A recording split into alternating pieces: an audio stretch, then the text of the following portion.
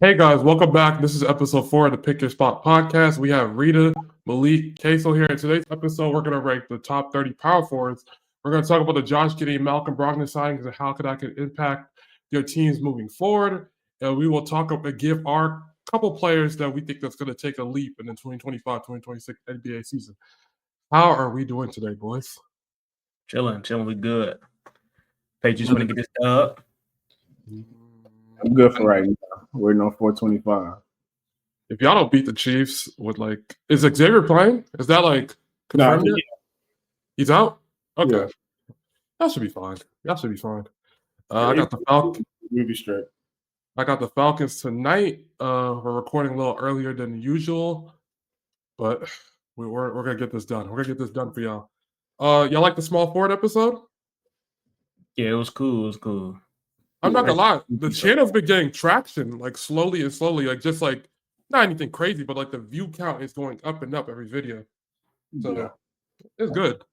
I like it. You know the usual. I think let's get straight into it, boys. All right, at 30, I have Mohamed Gay. 29, I have Keegan Murray. 28, I have Rui Hachimura. 27, I have Jonathan Isaac. At 26, I have Yabusele. I have a couple honorable mentions. I like Sohan. He wasn't going to make the list, but look out for Carl Murray Boyles. This is his rookie year. And then one guy that's probably, I don't know if it's on y'all list. I cannot remember. But he did not make my list is Kyle Kuzma. I just want to talk about Kyle Kuzma real quick. Because I don't know if this is going to be a popular take. I don't know if you guys have him. I don't know if the viewers would have him in the top 30. I think he's fucking terrible. I think Kyle Kuzma, he was on the Wizards yesterday. I said yesterday, 2 years ago or a year ago. Last 2 years on the Wizards, he put up inefficient numbers, stuff like that. He was having his worst year of his career, and then the Bucks traded for him mid-season.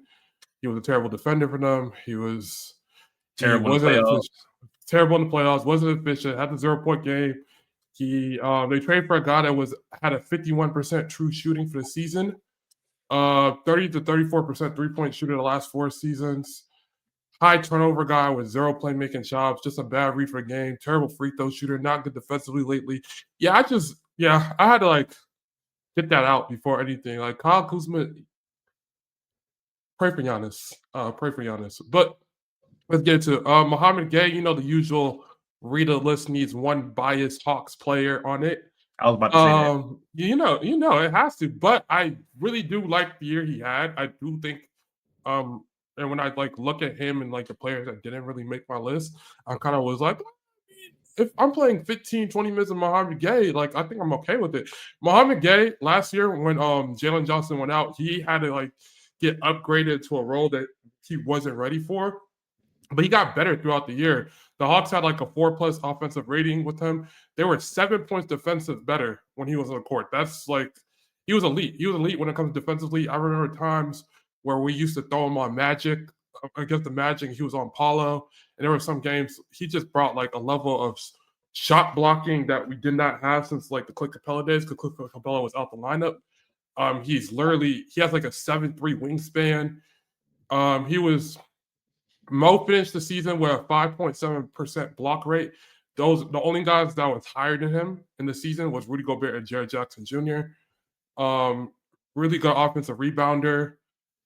I just and this is and I saw most of these stats from a guy named Keybar Hoops on Twitter. Shout out to him. I just think Mo Gay had a really good year, and I think he's only been playing basketball for 7 years, and he's a very, very young player. I think he's just gonna keep on growing, and I had to put him on the list. So, defensively, I think he was one of the better defender power forwards and just big in the league. So I had to put him on the list just because of that. Offensive game needs a lot of work. Just lacks touch and stuff like that. But he's young, he'll get used to it. Keegan Murray, he's down on my list just because of his rookie year was so good. The Keegan Murray, his rookie year, there was so much potential. Keegan, we saw Keegan being something. His last 2 years a little underwhelming. He's became a guy that was a 40% 3-point shooter to like a 34, 30, 35, and I don't think that's him. There's spurts when he goes back to 40 throughout the regular season. There's a lot of spurts when it looks really, really bad, and that's how it got to 34% for the season. He's like a good defensive player. I think he's never going to be like, he shouldn't be. I mean, he's the Kings' point of attack defender. He shouldn't be. Yeah. But, well, he's their wing point of attack defender because they have Keon Ellis guarding the guards, but he shouldn't be. But he's a good defender. He's not a bad defender. I just had to put him lower on the list only because like it's not one down season. It's kind of 2 down seasons in a row. Do I think he can improve? Of course, he's young. I believe, but Rui, I think Rui's just a good player. I think Rui's just all right. I mean, I don't really have much for Rui. The only thing I wrote I thought he was Rui. better than what he is. Yeah. Stats. Yeah, I think looking at some of his stats, they look bad, but I thought he was a little bit better. The only thing I really wrote for Rui was I just like the last 2 years he's improved as a shooter. Shooting 40% from 3, definitely in the corner. He's really good in the corner. He was always like a good mid-range shooter. It's nice to see that he was extending his range. But that's all I have for Rui.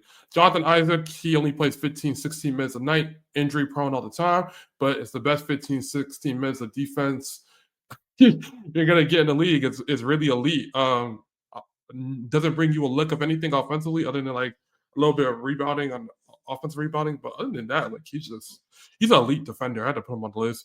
And Yabusele, I like Yabusele. Yabusele had a good, I don't remember this. People say this is his second year in the league. I mean, second rodeo in the league. I don't remember his first rodeo. I don't know how bad of a role player he was. His first rodeo. Do you know what team he was on, Malik? I saw you Celtics. point. He was on the Celtics? I did not know that. But from what I saw last year, he was really good. He brought some versatility. He was able to play the 5 at times. He could shoot defensively. It's not beautiful, but like I don't think that's his calling card in the league. His calling card is to space the floor and just be a bigger body at times. So yeah, that's it when it comes to my top 26 to 30. Do you guys have anything to say, or can I? I got to see the Knicks. For sure. All right, so for my list, I got Isaac at 30. I got Zion at 29. I got Obi Toppin at 28. Keegan Murray at 27. And I got Hachimura at 26. I got Jonathan Isaac. I mean, basically what you were saying with the injury prone, shooting outside of the rim, his offensive consistency, staying healthy, that's simply why I got him at 30. So Zion. To the real. Yeah, Let's same skip to thing. this. Huh? Let's skip to this. Why is Zion at 29? I did not see skip that. to this. Yeah, I did. I literally, he said it and went. It's early. Not like I had to look at it again. Go ahead. We know the obvious reason, but go ahead. Yeah, because of health. But man, when he on the court, bro, he's still elite. So why are you putting him at 29? He's not as much. Bro, I don't know. Like I docked. I mean, we all do. I'm pretty sure everybody docked Zion because of injury on their list. I docked him, but I didn't dock him. He's still. I'll just spoil it. He's in my top 10. He's in my top 10 just because when he plays, he's so elite. And yeah, it's like 30 games or whatever. It's just like. But 30 games out of 82. I mean, he's had the 60, 70 seasons. Seasons though. He's had a healthy season, and during those healthy seasons, he was really good. And he was so elite last year, like when he played the back half of the season. And I think he kind of sat out more games than he probably wanted to. I mean, the Pelicans, he openly said it. Like, he openly said it around, like, February. He's like, oh, no, the Pelicans are sitting me. Like, they're sitting me back-to-backs. They're telling him not to play because they were obviously tanking. It didn't go out well for them. They didn't get the first-round pick. They didn't get the first pick that they wanted. But they were obviously tanking. So I thought he could have played probably 50 last season. The way he was looking, he didn't look out of shape towards the end of the season where he was like getting injured. The start of the season, he was out. But when he came back, he looked good enough to play throughout, and they just like was sitting him because they wanted Cooper Flag. Obviously, they didn't get it, but I don't know. I mean, I don't blame you though. Like, I think this is like, if this was like another player, I probably would have reacted super crazy, but he's injury prone. I mean, I get it. Yeah, I had him at like 12, And then I'm just like, all right, with the injury, I got to dock for that. I got to keep. Then it kept docking, but I had to have man.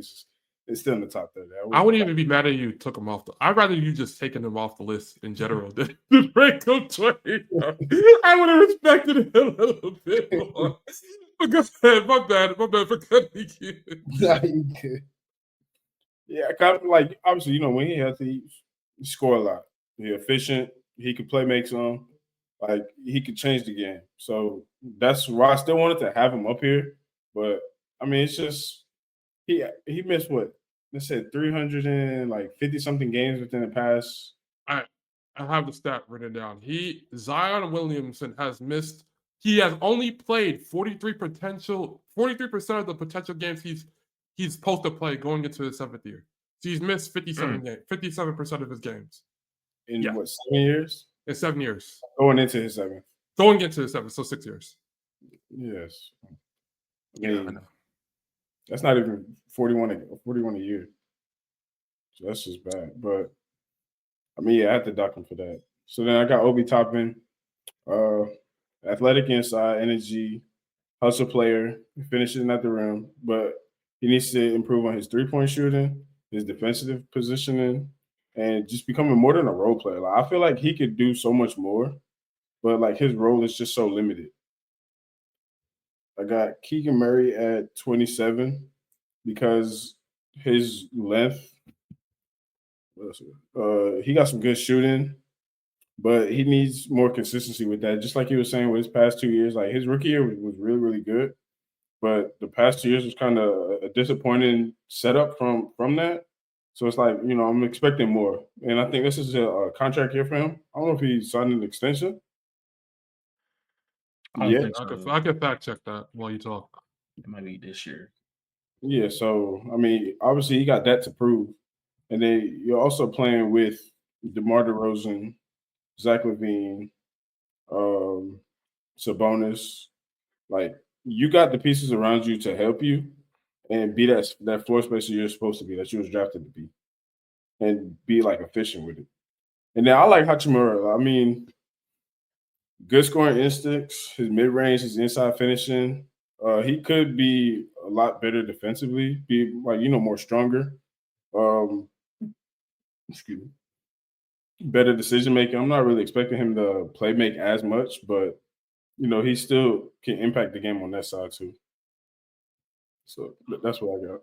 To answer your question, King, this is his final year. He'll be a restricted free agent, so the Kings still have like his bird rights. They can re-sign him if someone matches the contract. Yada yada yada. But we'll see. Yeah. All right, 26 we got Rui. 27 we got Obi. 28 got a brain for who is that? Jabari. Oh yeah, that is right. Okay, I thought I took him off, but I should have put Smith Jr. My bad. Yeah, Jared Vanderbilt and then Isaac. I got Vanderbilt on my list, which I don't have. He was in the 95th percentile in every defensive stat, I think, except protecting the rim. I think he's still one of the best defenders in the league. A really good rebounder, really good at finishing out around the rim. Just got to improve his 3-point shot, shooting around 20%. Isaac, the same thing as Vanderbilt. He's in the 99th percentile around everything, but he doesn't play as much, and he's injury prone. Jabari Smith, he's terrible compared to what he did. My bad, that's me. Let me chill. Jabari Smith, he from where he was drafted at to what his potential should be, he's terrible. Is he still a decent player? Yes, but he's shooting bad. His defensive stats is nowhere near where I think it should be for his size and his length. So that's why I got him at 28. Obi Toppin, I love Obi Toppin. I'm be real, but I think he is in a system where he can excel. He's in a fast system, fast pace, move the ball around, don't got to sit in the corner, so he can be Obi. But in any other system, I think he's not a good player. He did shoot very well. I want to say around 38% last year. Obviously a great finisher. Needs to improve around defensively. And then Rui, like I said, I still got him kind of higher because when you need a bucket, sometimes he is a go-to bucket in the mid-range. He is a pretty knockdown shooter when he actually in that mode Defensively, he's been terrible. I thought he was better, but he's been terrible looking at the stats. Well, not terrible, but not good. Yeah, that's my list. Any objections? Jabari Smith, terrible comment. Not only I do think he's been underwhelmed. He's been he's been underwhelming for what his pick is. I kind of try to ignore that only because they drafted him like the way when they drafted him. I don't know if they drafted him to be. They still had Jalen Green. They just had a bunch of young players. It was to be that shooter though, because out of college he was a knockdown shooter. Definitely, and that hasn't panned out because definitely. His first couple years he was taking. They had him at times. It was a bad system. That coach Silas, I think that was his name. That he did a terrible job with developing them. I think the last couple of years, Ime has forced him to be like, the defensive metrics don't look the best. But when I watch the games, I think he's been a good rebounder. I'll give him that. Yeah. He's definitely in those big lineups. I think he is the key when like they go Sengun and Jabari sometimes. Those 2-man big lineups type vibes. And the shooting, the 3-point catch and shoot shooting sometimes is awesome when it's on. I think what I need to look at it. I'm gonna look at it while you go to see what his catch and shoot numbers was, because I know he came out of college like with the KD archetype. Yeah, and he was like pulling up and stuff like that. I don't think that's his game. And I think at the end of the day, if Jabari Smith Jr. never becomes a superstar or a star, and I don't think he's gonna be that, he's always if he can get the 3-point shot right. He could be a good role player. He could just be a great. That's what it is, and that's what I compared it to. Yeah, that's what I compared it to. So, like, obviously, he's not a terrible player, but for what you was projected to be, you're not supposed to be in the lane of, like, let's say the Keegan. I would not even say Keegan Murray, but the Obi Toppins and the Keegan Murray. You're supposed to be out there giving me 15, 16 a night, 8 boards a night, defensively, off ball, decent, can protect the rim, but you're not giving me nothing. So, excuse my comments, but. That's what it is. Oh, this is the playoffs. I literally was about to get a little happy. All right, go ahead. Okay. 25, we got Yabu. 24, we got Miles Bridges. 23, we got Tobias Harris. 22, we got Santi. 21, we got Keegan Murray. The reason I got Keegan Murray higher than both of y'all, defensively, he's still the main defender. I still got a little bit of faith in his 3-point shooting. Obviously, it went down, but him being able to space the floor even a tad bit while playing defense puts me over these guys, and I'll tell you the reason why. Santi has also been very good. A very slept on role player, can protect the rim, can rebound, can shoot, can knock down a 3-ball with some of the best of them. But I got to see him. He's in a short roll, and y'all know my opinion on short roll guys. A lot of people can do it. Tobias Harris, I thought he was better last year in the playoffs. He was actually decent in some games defending, but regular season wise, I thought he was shooting 40%. He was shooting 36% last year. That just surprised me too, bro. I'm saying, I'm like, yo, K got some spacing, but he's shooting 36, 35%, only 13 points. Tobias, for you to be getting paid and you be wanting all this money, bro, you're not producing what you should. So let me explain this again to people on the pod. Some of these rankings are based off what they should be. Tobias Harris is getting paid. Tobias Harris should be the second option, realistically, without Ivy there. He hasn't been that. Miles Bridges, my fault, terrible. Why? You're averaging 20 on terrible shooting on the Charlotte Hornets, buddy. You get any shots you want. You can do anything you want with the ball, and you're only averaging 20. I'd say, okay, like you see LaMelo beginning of the year, right? He'll average 32. He might shoot bad percentage, but at least he's going to give me 40. You give me 20 points on bad percentage. And you can't play defense. Like, at least play some defense. So that's why you 24. Can you, in a shorter role, I think you'll be elite. I want to see you on the Suns. I like your play. I like how you play. You just haven't been good. Simple as that. Yabu, I like him. Again, another Celtic. Defensively, he can bang with some of the best of them down low. He'll fight for your team, and that's why I like him. He can knock the 3-ball down as well. He low-key can get to the rim. Some people are asleep on him. I watched him in the, I want to say, who was it? FIBA last year or something, USA, whatever. He low-key was carrying his team. I like his competitive aspect for the game, and that's the reason why I got him at 25. He was very efficient last year. In a row, you got to think, he was playing for the 76ers without Joel Embiid, without Tyrese Maxey, without Paul George, and he was still able to be elite not elite, but very efficient. So that's why I got Yalu right there. This year, I think he can take off for sure. Yeah, no, he was really good in Eurobasket for France too. He was probably France's best player, just overall. Like I don't know how knocking many down threes. He was like that. He was really good. And my thing with Miles Bridges, I saw you also said like I actually disagree. I even think in a lower scale role, I'm not even a fan of him there. Like I don't even know if I can trust him because he does. What is he like offensively? He's a good like off the roll. He's good. He doesn't really make passes off the roll. Don't get me wrong. I'm not comparing him. I think this dude is way better. But in a type of role of like Jalen Johnson was his rookie year, kinda. I can see him excelling with a guy like a Trae Young, a guy like or an Obi Toppin role in a transition team like the Pacers.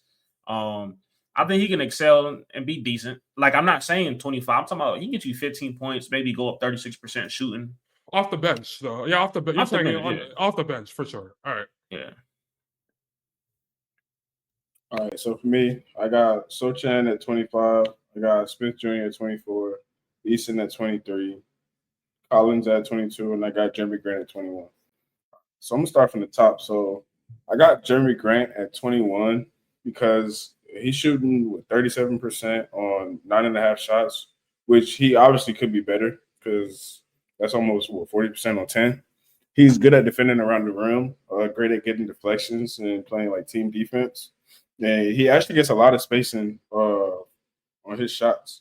So when I looked it up, it said that he's 15.4 and part of the 100% percentile when it comes to spacing for his true shot attempts, which I wouldn't even expect for Jeremy Grant. Well, I guess I didn't watch a lot of Blazers games, but for him to have that, that's why I was like, okay, I gotta put him some type of up there. And then he doesn't even foul a lot. He's 9.4% when it comes to fouling around the rim, and he contests a lot at the rim. So that's why I got him at 21. John Collins, I did not know he was a 40% shooter from three. Crazy, bro. I did not. No, I did. He was insane last year, bro. 40. That's why I was like, yeah, he's different with that. He's a great rebounder too. Inside scoring, his physicality, for him to be a dunk threat. Like I think him and Trae Young was such a great pair, but I feel like he just wanted to be more of a focal point in the offense. So I think that's kind of why y'all traded him, right? Yeah, I mean that's why we traded him, but like also it's because he has some limitations offensively when he is the focal point. Like he can't dribble, you're not asking him to like attack closeouts, you're not asking him to do much. And his game has grown way more. He's like a way better shooter than he was. So this last year in Atlanta, he was a really good shooter. Then he fucked up his finger, and the next year fucked it all up. And then like defensively, like it's shaky. It's shaky depending on what his role was, and what his role in Atlanta was not his best role. Yeah, But I'll speak on Collins when I get to Collins. I got you. Yeah, so I mean, I got that with him. He needs to be better at his free throw shooting and have better body control too, which obviously is going to develop as he gets older. I got Tari Eason at 23. I mean, he's good at rebounding. He's good at shooting from distance, good hustle plays. And like the stuff, like what he does on defense, he gets a lot of deflections.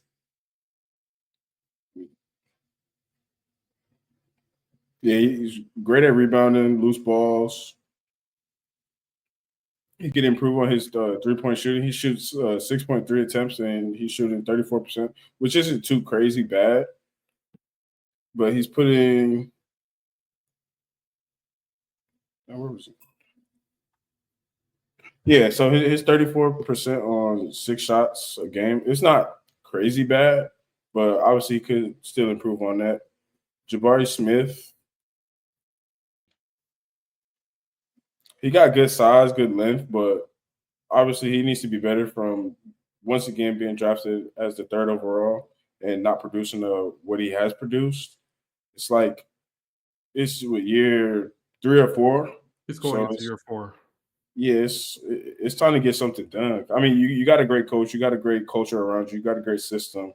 Like they're not asking you to come in and be Steph Curry, but knock down your shots, play defense, rebound, like be that help defender, and be that shooter that you came out of college to be.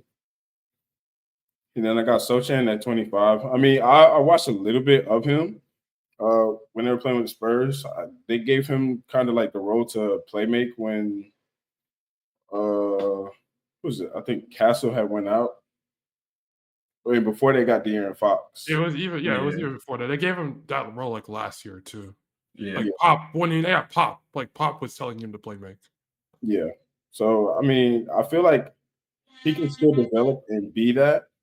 But I mean, since they got Fox and then they got Castles, like you don't really necessarily need him to, but he can lead the second unit with that and be a lot better. Yeah. By the way, about the spacing thing you said about Jeremy Grant. When you for everyone, I'm assuming you use Data Baller. Anyone, it's a great website for anyone for just advanced stats. That attempts thing is just the spacing attempts is not really a reflection of how good they are. It's just how many shots they get up in the spacing. Like just how much. What they do, like are they a spot up shooter, stuff like that? It's really you want to look at usually the stat next to it, which is like the true shooting percentage of like how good they did at it. I mean, Jeremy Grant was 71%. He was really good at it. He just didn't make my list only because the field goal percentage in general. I think obviously if Jeremy Grant was in a better, maybe a playoffs team, my look on Jeremy Grant would look way different when he was like before he got to Portland. I thought Jeremy Grant was a good NBA player. He got paid. It's went nothing but downhill. It went nothing but downhill. And even last year, I feel like he could have been in that role. Like he didn't have to be the guy that took so many shots. Like they have, it's not the best, but they have creators on Portland that are coming up that you guys just gave the ball to. Maybe we see it this year, but yeah, that's about it. I had to say. I don't know if Casey had anything to say. No, I'm doing my homework right now on John Collins. I'm gonna have a rant with him, but I don't got nothing to say right now. For sure. All right. At 25, I have Obi Toppin. 24, we have Miles Bridges. 23, I have Bobby Portis Jr. Is he a junior? I don't think he's a junior. I think I wrote that. No, I don't think so. Aldama and now Kuminga at 21. I'm not going to overlap with everyone. So I think Toppin is really good in the system he's in. I don't know if Toppin went to a different team, it would look that amazing. But that's just shout out to Rick Carlisle and shout out to Halliburton for really like putting in that fast play system. Miles Bridges, Casey said everything he had to say about him. I'm not even gonna. I don't even want to speak on him. Bobby Portis. I think Bobby Portis was really good. I think Bobby Portis. I put him under Aldama because I think personally, I think Aldama is just like a better defender than Portis. I think Aldama, Portis, John, and a couple other those big fours that are like 6'10", they kind of all do the same thing when it comes to shoot offensively, space the floor, stuff like that. Bobby Portis game is a little flunky for me, only because of you have to give him post game touches and sometimes down low. But the rebounding is really good. I like Bobby Portis. I don't think he's bad anyway. Aldama, Queso kind of said it all. Like he's a good defender, good 3-point shooter, underrated a little bit. And Kuminga, I have Kuminga at 21 only because I think Kuminga potentially is a really good player. I think the potential is up there. My thing with Kuminga is he doesn't, and it's the problem with the Warriors. I think the Warriors are kind of wrong at how they're handling it. Yeah. But I also think Kuminga does not do a good job either. As in, Steve Kerr wants Kuminga to do all the little things, all the off-ball things, stuff like that. Kuminga was very high on usage on the ball. When Kuminga gets the ball, he's really relentless of getting downhill and stuff like that. But when Kuminga doesn't have the ball, he's not really a great screen setter. He doesn't do any good off-ball movement, stuff like that. Not really good of a playmaker or a connective piece of any sort. And that's really my problem with him. But when it comes to getting to the rim, getting to the free throw line, the shot still needs to grow. I had to dock him only because of the potential there. And I think when he's on ball, he's good. But also what competitive, I don't know it's still kind of early in his career to say, but right now I don't see it of what team could give Kuminga on-ball usage and it lead to like winning. You feel if y'all feel what I'm saying on that? Yeah. Like, I can't personally see it yet.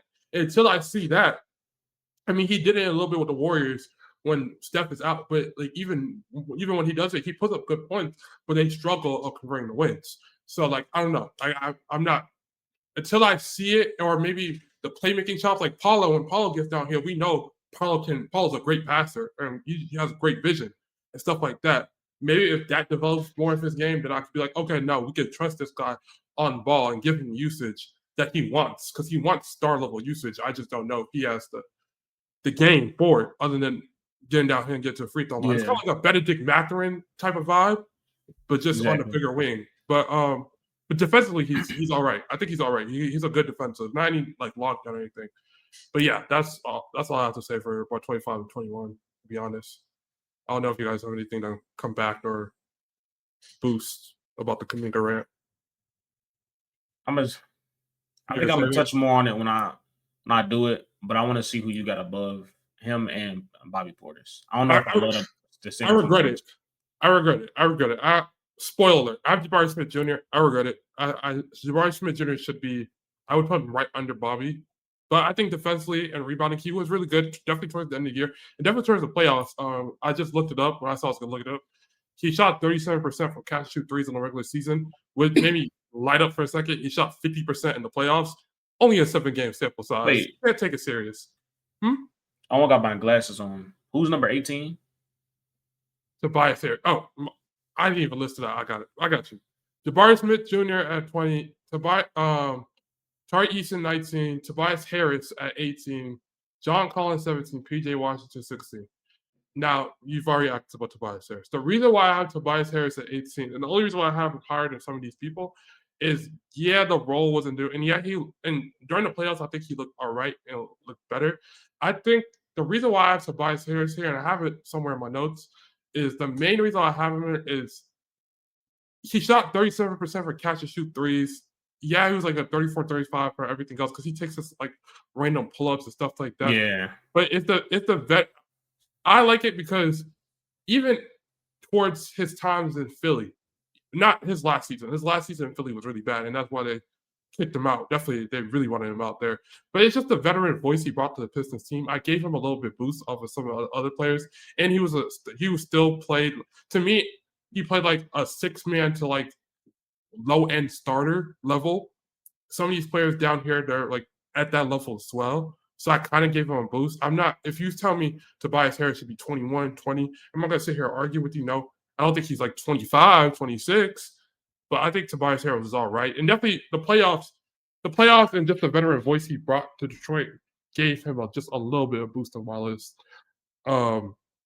If that answers why Tobias Harris is 18. And I know it's not good enough for you. I know.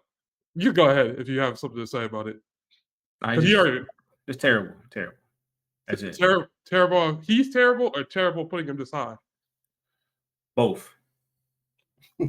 Respect. I mean, yeah. I ain't gonna do too much on Tobias.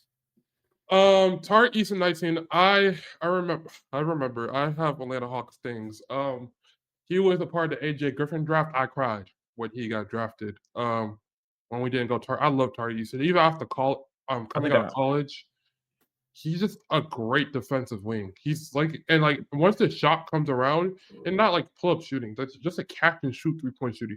He's easily a starter level type of player. Like he does all the little things you want. He's a menace on defensively. He played 24, 23 minutes, if I'm right. I could be wrong. But I think once the offensive game of just like the off-ball shooting comes in, he could be a 28 plus per night minute type of guy. Rebounding's elite, all that.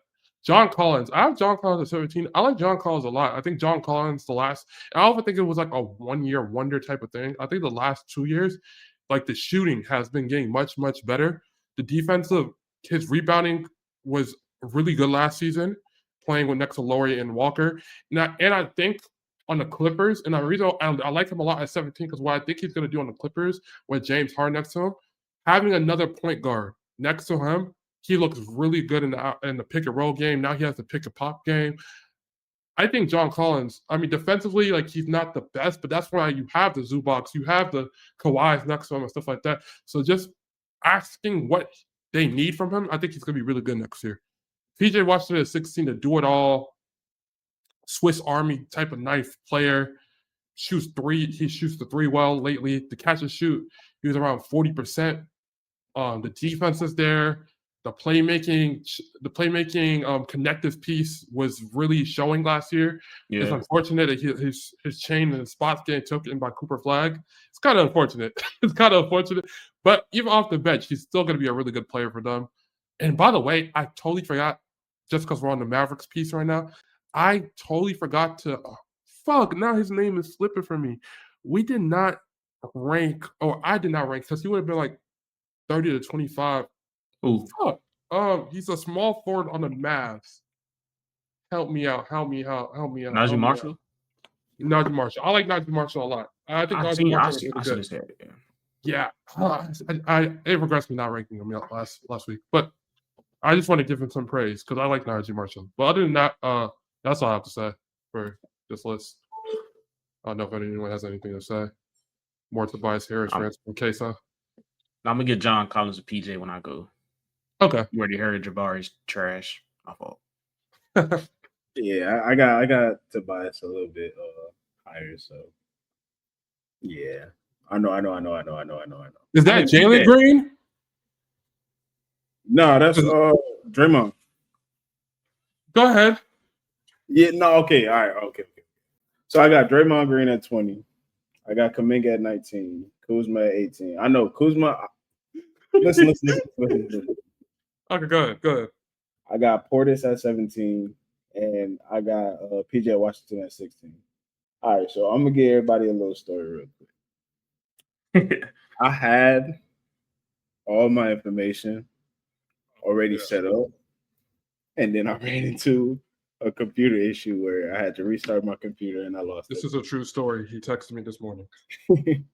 So I kind of like rushed to put my list back together and everything. So I did have Kuzma in here around this, and I did have Draymond around this, but yeah. So all right, I gotta hear this, Draymond. I gotta hear this. I turned my list in, so I gotta explain why.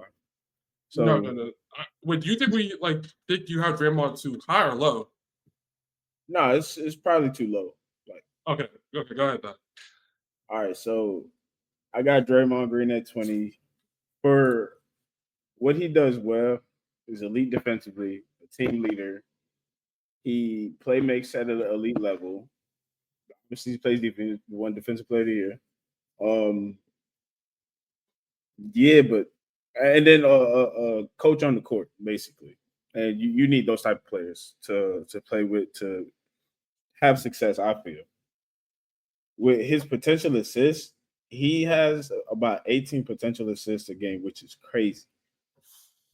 He's shooting 32.5 from three, which is good, but he's shooting 6 attempts, but what he needs to do is improve on his shooting inside and outside. I mean, he got his little dribble handoff fake where he take it to the rim, but outside of that, he don't have a bag. I'm not expecting him to really have a crazy deep bag, but he's made his success off of what he has already in this league, but you could still develop and have something. I like Draymond Green. I hate to play against him. Chill. No, I just go ahead. I'm gonna cut you off after this, but go ahead, get that final thought up. Yeah, man. I just feel like him developing a better shot would be better. Listen, this is all I gotta say. I thought about something instantly, and this is why it's the beauty of us doing the podcast more, us just getting to know each other more as friends and stuff like that. And I remember stuff. Let's go back to episode 2 real quick when we did shooting guard. You just said, and I quote, Draymond Green could develop this and stuff like this, and this is the reason why you kind of docked him low on your list. Cool. You were the same guy who had Klay Thompson in your top 15, and he has not developed not a thing in the NBA since whatsoever, other than shooting. So with that being said, I just was like, this is kind of hypocritical. But to counteract what you said about Draymond, though, I'm not gonna lie. Like I think it's kind of crazy. Like he was, I think, number 3 in defensive player of the year voting. When Draymond's on the court and Draymond's off the court, the Warriors look like 2 different teams. It's actually night and day. And then Steph Curry himself. I mean, I'm not gonna say Steph Curry gets carried by Draymond. We're not gonna say that, but we're not gonna be the stupid idiots that come on basketball podcasts and say like Draymond Green doesn't do anything for Steph Curry. He does a lot for Steph Curry. Yeah. And so with that being said, like just the playmaking, and you said it yourself, the 18.1 potential assists as a fucking power forward is fucking crazy. Yeah. Plus, just the he's probably even in his later stage of his career. I don't know this. A top 10 defender in the league still. I think I can say that pretty comfortably. It's hard for me to put him under. I know you said you had to make a list on the fly and stuff like that, but you still had him around this range. I don't know, like Kuminga, Washington, stuff like that. Portis, Kuzma. Yeah, I don't know. I have Draymond way higher. I mean, not way higher. He's just in the next range, but I respect. I have to. No, over some of these bench type players. Yeah. You have a Draymond rant to go off, Queso? Trust me, I will. Trust me. All right, Kuminga, 19, athleticism, his aggressiveness, transition and scoring. He could, I mean, obviously it's a coaching situation with him because just like you touched on earlier, he doesn't do the little things, which is why it's like, okay, if you're not going to impact the game in other ways, I'm not just going to give you the ball, you score 30, you score 40, all right, cool. We win, we lose, it don't matter. You got your points off. That's really how he tries to play at times. But he has to understand that it's more to the game than that. Kuzma. Come on, bro. Come on, bro. I think I'm deep enough to listen to Queso don't got a break. So unless it's in this range. So you might be the only one that ranked Kuzma. So defend your man. That's your boy. Defend him.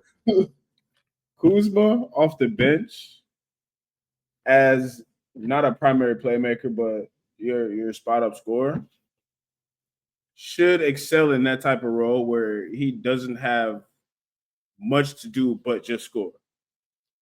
Obviously, when he was playing in Washington, he was more of a focal point of the offense because he was one of the better people on that team. But now to play with Giannis and be in Milwaukee, you got Miles Turner there too, so he could play the 3 comfortably. He could guard bigger defenders. I mean, he's not the greatest defender in the world, but that's a bigger body you could put on somebody to wear him down throughout the game. And then, I mean, just have him coming off the bench and just focus primarily on scoring, because once you're doing that, playing with the second unit, you're not necessarily always guarding the best person. So take your defensive reps off and just focus on putting the ball in the basket. I mean, he shot 30% last year, but that's a transition thing because he was coming from Washington to playing with the Bucks. Obviously, he didn't do well in the playoffs, but I feel as though with him having some time to develop how to play with the Bucks and play with Giannis and not like clogging the paint, just spacing the floor. You know how much points he had last year in the playoffs? And I want to say, what game was that? You remember, Rita? Don't keep on Kyle Kuzma. I'm sorry. I want to say game 5. You know how much points he had? How much points he had? He had the same amount as me. And like, I want to say 29 minutes. Insane. That was the playoff game? I thought that was a regular season game. No, I believe that was a playoff game. Oh. I could be mistaken, but it was about 29 minutes, 0 points. And what they asked him to do was start and play in place of Dame. Obviously not the point guard position, but to score for them. Come off the bench, a whole different person. But he's better give me he's still, but to be honest, he's still not coming off the bench because even when he was starting with Dame and Giannis when he first got traded, and Kyle Kuzma yeah, maybe off the bench we could but he's not coming off the bench on this team because he's still better than a Torian Prince. And that's really God bless Giannis's heart. That's really their wing depth. And yeah, I don't know. He's just like, to me, I don't really use, I use the term a lot, but I don't really mean it. I genuinely mean it. I think he's a dog shit basketball player. I think the years on the Lakers when he was projected to be this defensive catch and shoot wing was cool. He did it in a good role. Then his head got a little bigged up, and he was like, "Oh, I'm a champion. Oh, I need this. I need on-ball usage. Yada yada yada." He did. He went to the Wizards. Couldn't do it well. They traded his ass. He wasn't good. He comes to Milwaukee. The last 17 games of the season. Shout out to Data Ballar, that website. 12 points, 2 assists, 3 rebounds, 2 turnovers, 34% from 3. The free throws still not there. He was still a negative for them in 27 minutes. Nothing. I maybe a full season of playing this quote unquote role player might change, but I don't even see I think the years of seeing Kyle Kuzma's quote unquote potential in what is this? If this was 5 years ago, you put Kyle Kuzma in 15, 14, I'd be like, okay, maybe we see it. But sometimes when you hit the age of 30 or 29, however the fuck old he is, gotta give that shit up. We gotta give that potential shit up. Or potentially he could do this potentially because you're only as good as I see. And I don't see shit. Respectfully. At all. I think he still could come off the bench though, because just like with the situation with Bradley Beal, him starting, obviously they all needed the ball in their hands, but having Kuzma come off the bench would just leave the second year. Yeah, most likely it'd probably be better for him. Will Doc Rivers have the whereabout and the understanding to make that change? That's we're never gonna do a coaching tier list because that's just way too hard. Well, Doc Rivers, shout out to you, bro. Case, go ahead, bro. All right, 20 we got Bobby P. 19 we got Tari. 18 we got John Collins. 17 we got Laurie. 16 we got Kuminga. Kuminga, I went a little bit off projection, but he also averaged 15 last year. Baby Giannis. Steve Kerr, we want to call him a legendary coach. I think he is just off of what he won already, but it got to be at some point, he got to say, okay, let me give the bench role to Kuminga. Let me let Draymond stay with Curry and let Kuminga have the bench and put floor spaces around him. Whenever he had that, I want to say, Rita, remember, he averaged he was on a spree of 20-something points, I want to say a year ago before he got hurt. Just a random spree because Kerr let him hoop. He's not letting him hoop. He can't do what he want to do, and they also are holding him hostage. Laurie Marketing, another trash player, terrible. I'm on one today. You supposed to be a shooter. 34% from 3. I need more from you. You can't defend nothing. Your rebounders went down. Obviously, your rebounders went down because you got John Collins hooping, you got Walker Kessler. But I need you to rebound for some type of defense. You're worthless. That's why people don't want to trade for you because we can't even get you. You know what I'm saying? We can't even get you to knock down 38% of your threes, buddy. I'm not gonna say worthless. No, my bad. I'm on one today. It's Sunday. I came from church. No, I'm happy you're on one. I like when you come with this energy. No, just be on one. But I ain't gonna lie, you're lying.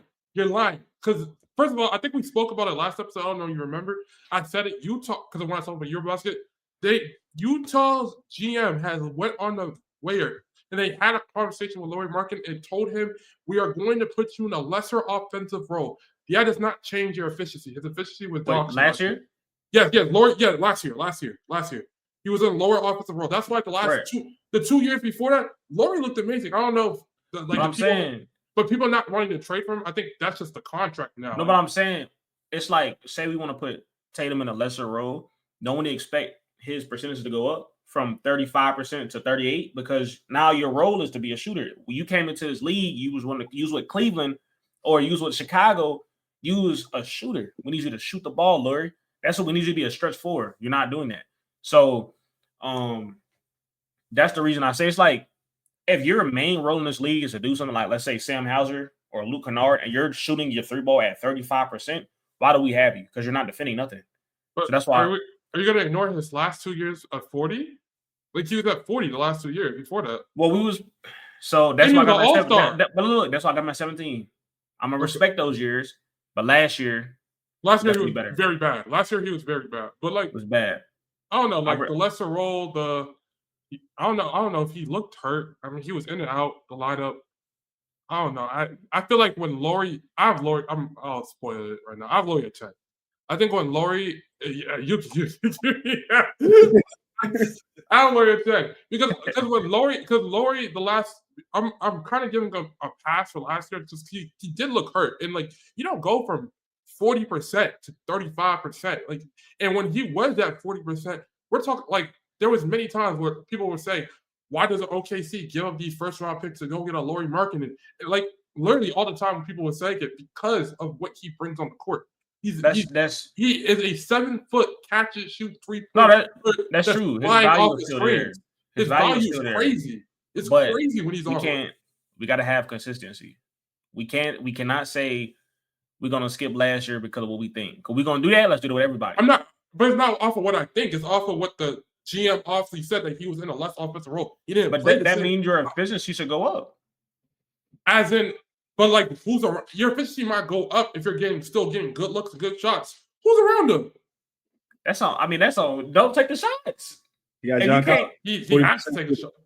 No, he has to. I'm talking about on ball. Someone that's on ball. Like Isaiah Collier was still a rookie. Isaiah Collier played his best basketball towards the end of the season, and this is where Laurie's already missing out. Before that, we're having Keontae George bringing the ball up the court, saying, Laurie, come off this screen. Oop, I fucked up the pass. It's a turnover because I'm fucking Keontae George. So what was the doing the prior year? Because he wasn't ball handling.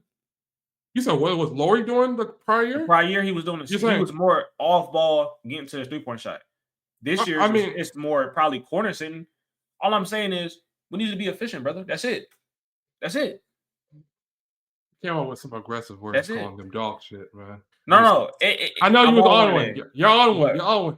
But be on one with these fucking bums like Kyle Kuzma. Don't be on one with Laurie. He's elite when he's elite. Yo. I can't even say when because it was only a year. Like if Laurie comes in and he's hooping right now, Eurobasket. If Laurie comes out next season, look like the Laurie of 2 years. He's a top 10 power. He's top. And when I say 10, like I have like other people that could replace him. He's around the 10 to 12 range. Like he's a perfect, like I would love him. I think he fits on a lot of teams. When he's finishing shots. And defensively, he's not. It sucks because he's 7 foot and he's not a center, and you have to put him on the wing and have him guard these other quicker players, so you can't really stay in front of them. But like as a weak side defender, he's all right. But like I understand what you're getting from that. Defensively, it kind of just sucks because he's 7 foot and he's kind of not the quickest player, and he has to guard quicker players, so it fucks up his stats, the defensive stats, and not even his stats. Just he can't guard. It's like he can't. I need you to do something more for me, Lord. That's it. And then we go John Collins, basically 20 and 10, 40%, 50-40. Defending wasn't that good. I want to say I could pull it up. I want to say he was a better defender around the rim, right? Or am I bugging? Most likely, 100%. Most likely a better defender, but a great lob threat. You're in a system with the Jazz that doesn't really have identity, and you're still able to put up 20 and 10 on very efficient numbers. That speaks volumes. Like you said, the big reason I got him up here is because next year he should go crazy. If you can continue to give me, let me not say 40, give me 37% three ball on 4 attempts. But you say Harden, they got CP3 over there. They got Brook Lopez in the back of the line. So John Collins, you know what I'm saying? John Collins, that pick and roll with Brook Lopez sitting at the half court line, elite. So I got him having a big year this year. Tari Eason, another guy in a 95 percentile of almost every category. Deflections, off-ball defense, can get under you. Him and Amin Thompson is like insane to be together. He also can finish around the rim as well. I like Tari Eason as a defender, one of the best defenders in the league. I want to see him in a more expanded role, and we'll see how that looks. Bobby Portis, that's my guy. I think he could be a 20 and 10 guy if he started. But like Rita said, he had to be in a certain offense where I want to say he has to be the vocal point, but he needs his touches in the mid-range, which can slow the game down, which is not in today's generation, right? Or today's league.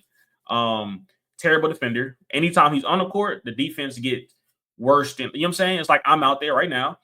Bobby Portis, you gotta play some defense, buddy. Something. Give me something.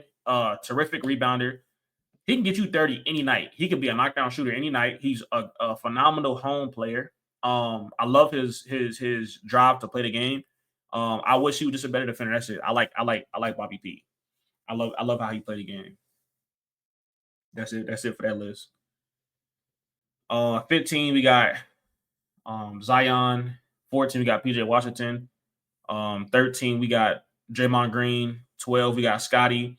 11 we got Jalen. So I texted Rita and League about this earlier.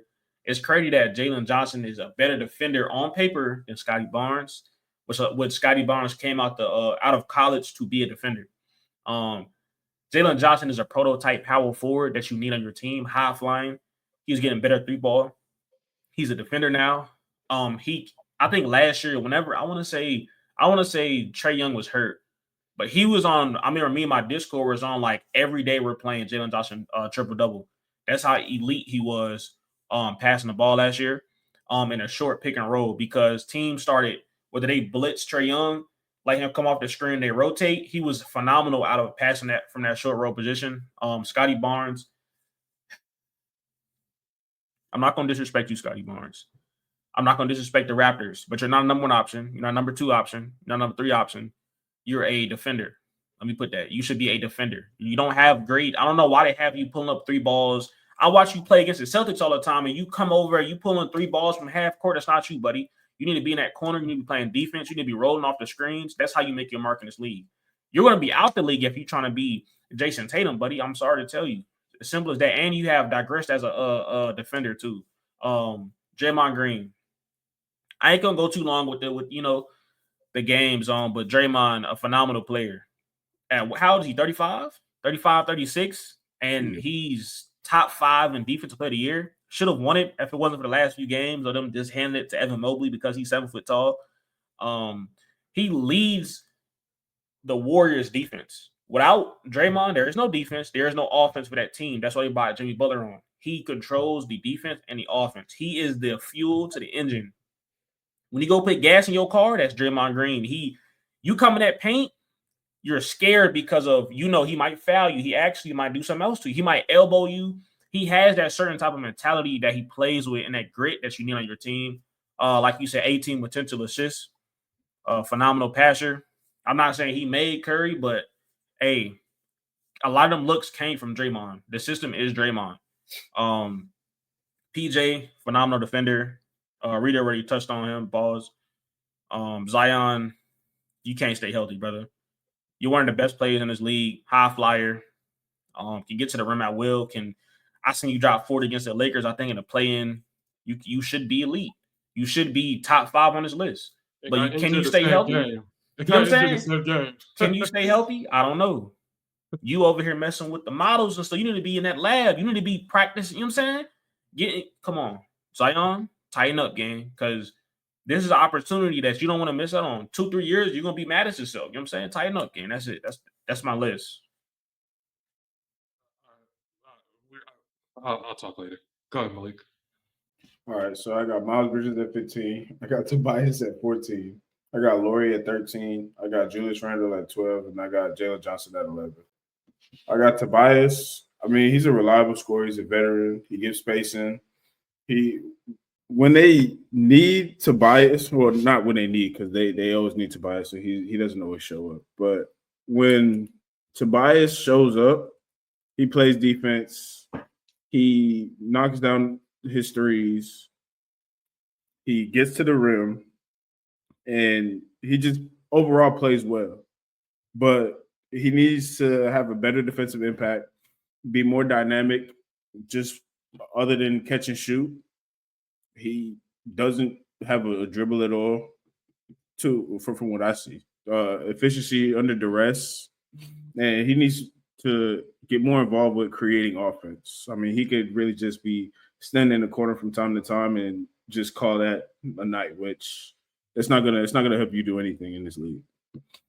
I got Miles Bridges. I thought I just did Miles. No, You I did skipped not. Miles. Went straight to the buys. Yeah, I stopped at PJ. But I got Miles at 15. He's high energy, explosive finishing, transition scoring, athleticism. He could beat his defenders one-on-one, and he got stretch forward potential. But he needs better shooting consistency, especially from three-point, defensive recognition, consistency, his maturity with making his decisions, and to limit his turnovers because he's not consistent on a night-to-night basis at all. Yeah. Just like y'all was saying earlier, I mean, you can score 20, but like it's on terrible efficiency. You're playing on the Hornets. You could do a lot better. You could do a lot more. You're the second option. There's so much more 30 needed from you. Yeah, so all right, then I got Laurie at 13.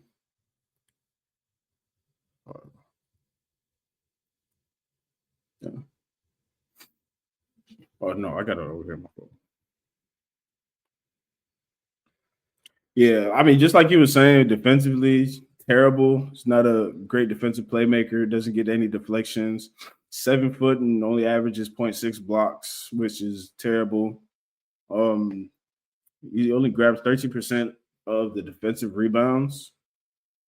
He shot 13 3-point attempts on 35%. I mean, there's so much more that's expected from him. Obviously, he plays on the Jazz, and the Jazz don't compete for anything. Like, they'll play the first 10 games of the season real hard, and then after that, it's like, let's just coast. 8-2. Yeah, so it make any sense, but I expect more from Laurie. Obviously, I think that if he was on the team that had more team defenders, and he wouldn't have to be like this 7 foot forward playing against smaller wings, that's more explosive, more faster, more like quicker than him, he'll be put in a whole better situation than what he's in now. So if he was to play on a competitor that's competing for a championship, then he'll be a lot better with that. I got Julius Randle at 12 because his inside scoring is great. His 3-point shooting is great. Well, not great. It's good. His ability. Last year. Yeah, last year. His ability to produce. He can get you a 20 and 10. He can create on offense, but he doesn't really do it too often. I think him showing up in that first round against the Lakers was more so of how he felt against them, trading him. So he obviously took that personally. He did good in the Warrior series, but then the OKC one is kind of like, I mean, OKC is OKC defensively, but it just like shut him down. So his 3-point shooting was shaky. A lot of turnovers for him. He needs more consistency on offense and defense to improve. I feel like he could be a lot better. He could be a lot higher on this list, but that's where I got Julius Randle at right now. And then Jalen Johnson, he's still young. Obviously, I like his upside. He, like you were saying earlier, could get triple doubles. He could easily get you 25 and 10 playing with alongside Trae Young. I feel as though that he could still develop with some playmaking and his decision making and be more developed offensively, like polished, and shoot more comfortably from outside. And then he could honestly move it to like the top 7, 8 forwards in the league right now. But I like Jalen Johnson. I'll make my comment on that when I get there. At 15, thank God. I thought you were about to have Jalen like 5. It's my fault. What the fuck? Anyways, 15 I have Scotty Barnes, 14 I have Julius Randle, 13 I have Draymond Green, 12 I have Aaron Gordon, 11 I have Jalen Johnson. At 15, Scotty Barnes. Queso touched on it a little bit. By the way, this is I'm gonna speak this for Malik, when Queso said that Scotty Barnes shit, I saw you make a face. Don't be afraid to attack him. I swear to God. If y'all have something to say, I saw you make a crazy face, and I didn't want to make the face. I saw you make the face. Don't be afraid to stop him. Hey, clips is clips. Go get them. Anyway, definitely if you feel away. But he don't got Scotty Barnes. Okay, so he a top 10. Yeah, top 10. We'll talk. Okay, we'll get. I like Scotty, man. So I like Scotty too. I'm not the biggest fan of his offensive game. To counteract what Queso said a little bit, I kind of agree and I don't agree. Like, I think Scotty Barnes can't be a number one. He can't be number two, number three. And I think the position the Toronto Raptors have put him in, that's what he is. They traded Siakam. That's what they made him. That's not what he is, but that's what they made him last year. With them trading Siakam, trading Fred, all those players that had the ball. So it was like, okay, someone needs to create. I think last year was a development year of what Scotty can do and can't do. And what we've learned is, and what we kind of already knew, Scotty Barnes is not no number one, number two offensive option. I think Scotty Barnes' biggest potential, and I saw D-Lee for 3 say this in a podcast literally maybe an hour ago, but like it was already on my mind. Like, Scotty Barnes is what Aaron Gordon, he could be a juiced up Aaron Gordon. Scotty Barnes literally play makes really well. He's a defensive rebounder. He's a good defender. Yeah, the defensive stats went down a little bit, but Toronto was still 5 points better defensively when he was on the court. There was worse offensively just because of the shots he attempts to take. He's not a good shooter. I think Scotty Barnes, and I think I'm about to talk about that with Randall as well. Some of these players are mismatch hunting players. That's how they get their offense. When they get a smaller defender on them, stuff like that, they like to attack, they like to get downhill, and that's how they do it. And that offensive game, I feel like if you want to be an elite offensive player in this game, you need it. But if that is your calling card, I struggle looking at you as a high offensive, productive type of guy. And that's Scotty Barnes' calling card right now of attacking mismatches, attacking, getting downhill, yada, yada, yada. But like until the shot falls off and shot falls through and some of that, he's just, to me, like the do-it-all type of wing. And that's really good. He's a Swiss Army knife. But I think his full potential is going to be next to a player that is heavy on getting their shots. And I mean, put Scotty Barnes next to fucking Sengun, Jokic, all those type of players. I think Scotty Barnes is going to look way different. Even when he was next to Siakam, he looked really good. But when he's in this number one, maybe Brandon Ingram now coming to the Raptors, being in that number one offensive role, it will help. But who knows? Julius Randle. I have Julius Randle at 14. Even with the amazing year Julius Randle had, I think Julius Randle he is shaky at the start of the year. Second half of the year, way better. Way good. He looked really good. The shot was falling. This was probably his second best jump shooting season of his career, other than the 1 year when he was with New York, when he was like putting up 27, hitting mid-ranges, hitting 3-point shots. That year was ridiculous. And then he came to the playoffs and did nothing. I will counteract what Malik said. I want to comment there, but I was like, I'll just wait. I think Julius Randle, and this is what I was talking about with Scotty Barnes. Julius Randle first, he caught the Lakers round 1. What did the Lakers did not have in that playoff series? A big man. They didn't have a center. What did Julius Randle do? He went down here. He attacked smaller guards. He got switches on the Austin Reeves, Luka, stuff like that. He dominated round 2. He played the Warriors. What they don't have, a center. They was getting tight too. All these teams. Julius Randle is a mismatch hunting demon. If you get a team that cannot guard him downhill or just don't have the bigger bodies to guard him, Julius Randle is going to get you 25-20 every single night. He is going to do it. He's a good offensive player and he knows how to attack mismatches. But when Julius Randle catches an OKC, which is kind of unfair because not a lot of teams OKC, a lot more teams will be OKC going into next season with Houston and stuff like that. When they have players you can't switch onto, you're not calling Alex Caruso on the switch. You're not getting Shea on the switch. You're not getting Lou Dort on the switch. You're not getting none of these motherfuckers on the switch. Chet, you can't attack none of them. He struggles.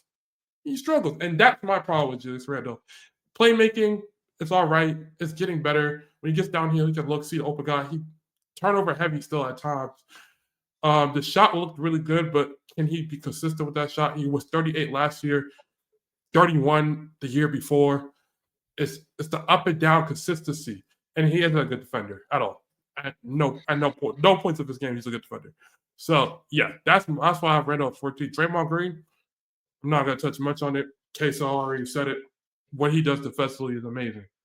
Aaron Gordon, I have Aaron Gordon at 12. I think Aaron Gordon, and we talked about this even from like day one. Aaron Gordon is the one player on, not the one player, because Jamal Murray a little bit, but he's like the one player on Denver that I don't give the straight up Jokic tax to. Jokic makes him an amazing player, but I don't be like, oh, he wouldn't be good anywhere else. Aaron Gordon's gonna be good wherever he goes. Even on the Orlando team, he was good. The problem with Aaron Gordon is, and the problem with Scotty Barnes is, when you put Aaron Gordon in these roles, higher offensive roles, that's why in Orlando it never clicked like that. Because when he has higher offensive usage, he's the main number one. It's like, oh, that type of offensive thing isn't the best. But when you put him in these downscale roles where all he has to do is the defensive stats do not look good.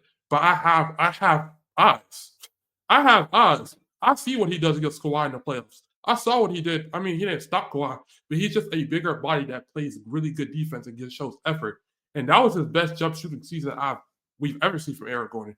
Aaron Gordon was shooting 40%, 43% from three, and for the season, low attempts, but like I had to give Aaron. I mean, I wish I could have put. I kind of wanted to put him a little higher, just because of everything he does.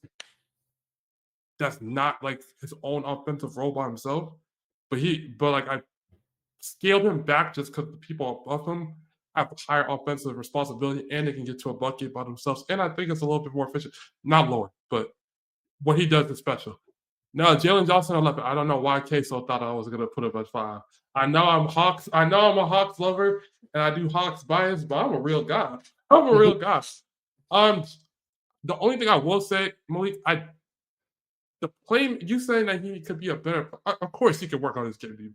I already think he's elite playmaker. Like for his position, what he does in the short roll, when he gets in that short roll and looks for players, he's not the only, but he is kind of, I'm not going to say it. I'm going to save it for another day. But when he gets the ball off the rebound and he's going downhill, transition looking for players in that, Trae Young literally did not trust anyone. He did not trust anyone his last 4 or 5 years. Quinn Snyder came in and said, Jalen Johnson is someone you could trust. And now he trusts Jalen Johnson. He allows Jalen Johnson to get the rebound and take the ball down the court by himself. Because I think Jalen Johnson's playmaking on that type of level where he could look. See, the only thing Jalen Johnson needs to work on to get into this top 10, be a top 10 lock for the rest of his career, is the 3-point catch and shoot and the shot making. He not a good pull-up shooter, and he avoids contact. And I don't know how I'm scared with this shoulder injury. He avoids contact crazy. Like you're 6'10", 6'11", you're strong enough to go over these people. But there's a lot of times in Jalen Johnson game where he'll like get downhill, get a defender on him, and then he'll do a fadeaway turnaround mid-range. You don't need to do that. You can go straight into their body. And I think that's a part of his game he needs to work on, and just embracing contact more and getting to that free throw line, because he's too athletic and too good not to be able to get 5-6 free throws a game. He's averaging 2, which I don't even know if y'all knew that. He's averaging 2-3. He needs to be better in that aspect and just shot making. But other than that, he does everything else. It's amazing. I love Jalen Johnson. He's the reason why he's number 1 right here. He's my favorite player on the Hawks. He's easily my favorite player on the Hawks. The potential through the roof. Take it down. You said what? Nothing. This is the first time we agreed on one person though. Yeah, when I wrote this, that's the only thing I kind of remembered. I said we all have Johnson at 11. I appreciate this. At 10, I have Laurie, which we already know. 9, I have Zion. 8, I have Jackson Jr. 7, I have Big Hero. 6, I have Siakam. I'm going to be honest. I'm going to go quick with Zion to Laurie since we've already spoke on it. I think the reason why I put Zion, I started Zion at 5, and I just went down. I'd rather have this player. And then I stopped at 9 because I think every single player under him, when Zion is playing, it's very hard for me remove what he and I think we all would have Zion in the top 10 of some sort if he stayed healthy. I just removed it a little bit, Yeah, I think I would have him at 5 too. That's why I started him at 5 because I was comfortable putting him at 5, and I'm like, obviously I can't put him at 5 because of the injuries. But this is where I kind of stopped and told myself, none of these players I could even make an argument for of what I want. But again, if I was on the point of if I don't have him at 9, I'm just not going to put him on my list like at all. I'm just going to say he can't be on my list because of obvious reasons. Laurier 10, I think when if I'm grading the Laurier I've seen in Eurobasket and then the Laurier I saw 2 years ago, and it's hard. I know cases that I can't remove what he did because it's there. He did it. So he had a bad year. I can't just remove out my brain and say he didn't have a bad year because that's unfair to people that have bad years and we put him down on the list. He had a bad year. I think if Laurier gets back to what he did, or even a semi, I think if Laurier, he can't get traded anymore because no one's trading $50 million for a elite jump shoot, elite catch and shoot 3-point shooter. Like that's out the window. Like I don't think he's getting traded anymore until like the last 2 or 1 year left of his contract. But that's all now in Utah to build a team around him or get a superstar around him that can help out with that. Jackson Jr. at 8, Banchero at 7, Siakam at 6. Let's talk about this order real quick. Jackson Jr. I'm not a Jackson Jr. guy. I actually hate him, but I had to put him at 8 only because I respect what he does defensively. He is a defensive anchor. It's just and honestly, if he could play the 5 in sometimes, it would do wonders for Memphis. The reason why he can't play the 5 because he can't rebound for shit. He is the one guy that sometimes we're talking betting. I don't want to talk betting so much on this podcast, but there's a reason why on these betting websites he's at 5'4" rebounds at 7 foot, bro. It's not cute. It's not okay. He's not physical enough to be a good rebounder. I don't honestly get it. But he's one of the mismatch hunters type guys. Jaren Jackson played low minutes last season. I think his per 36 is like he was averaging like 27 and 27, 28 points a game. He was playing like low 29s. I don't know if it was because of injuries or anything of that sort.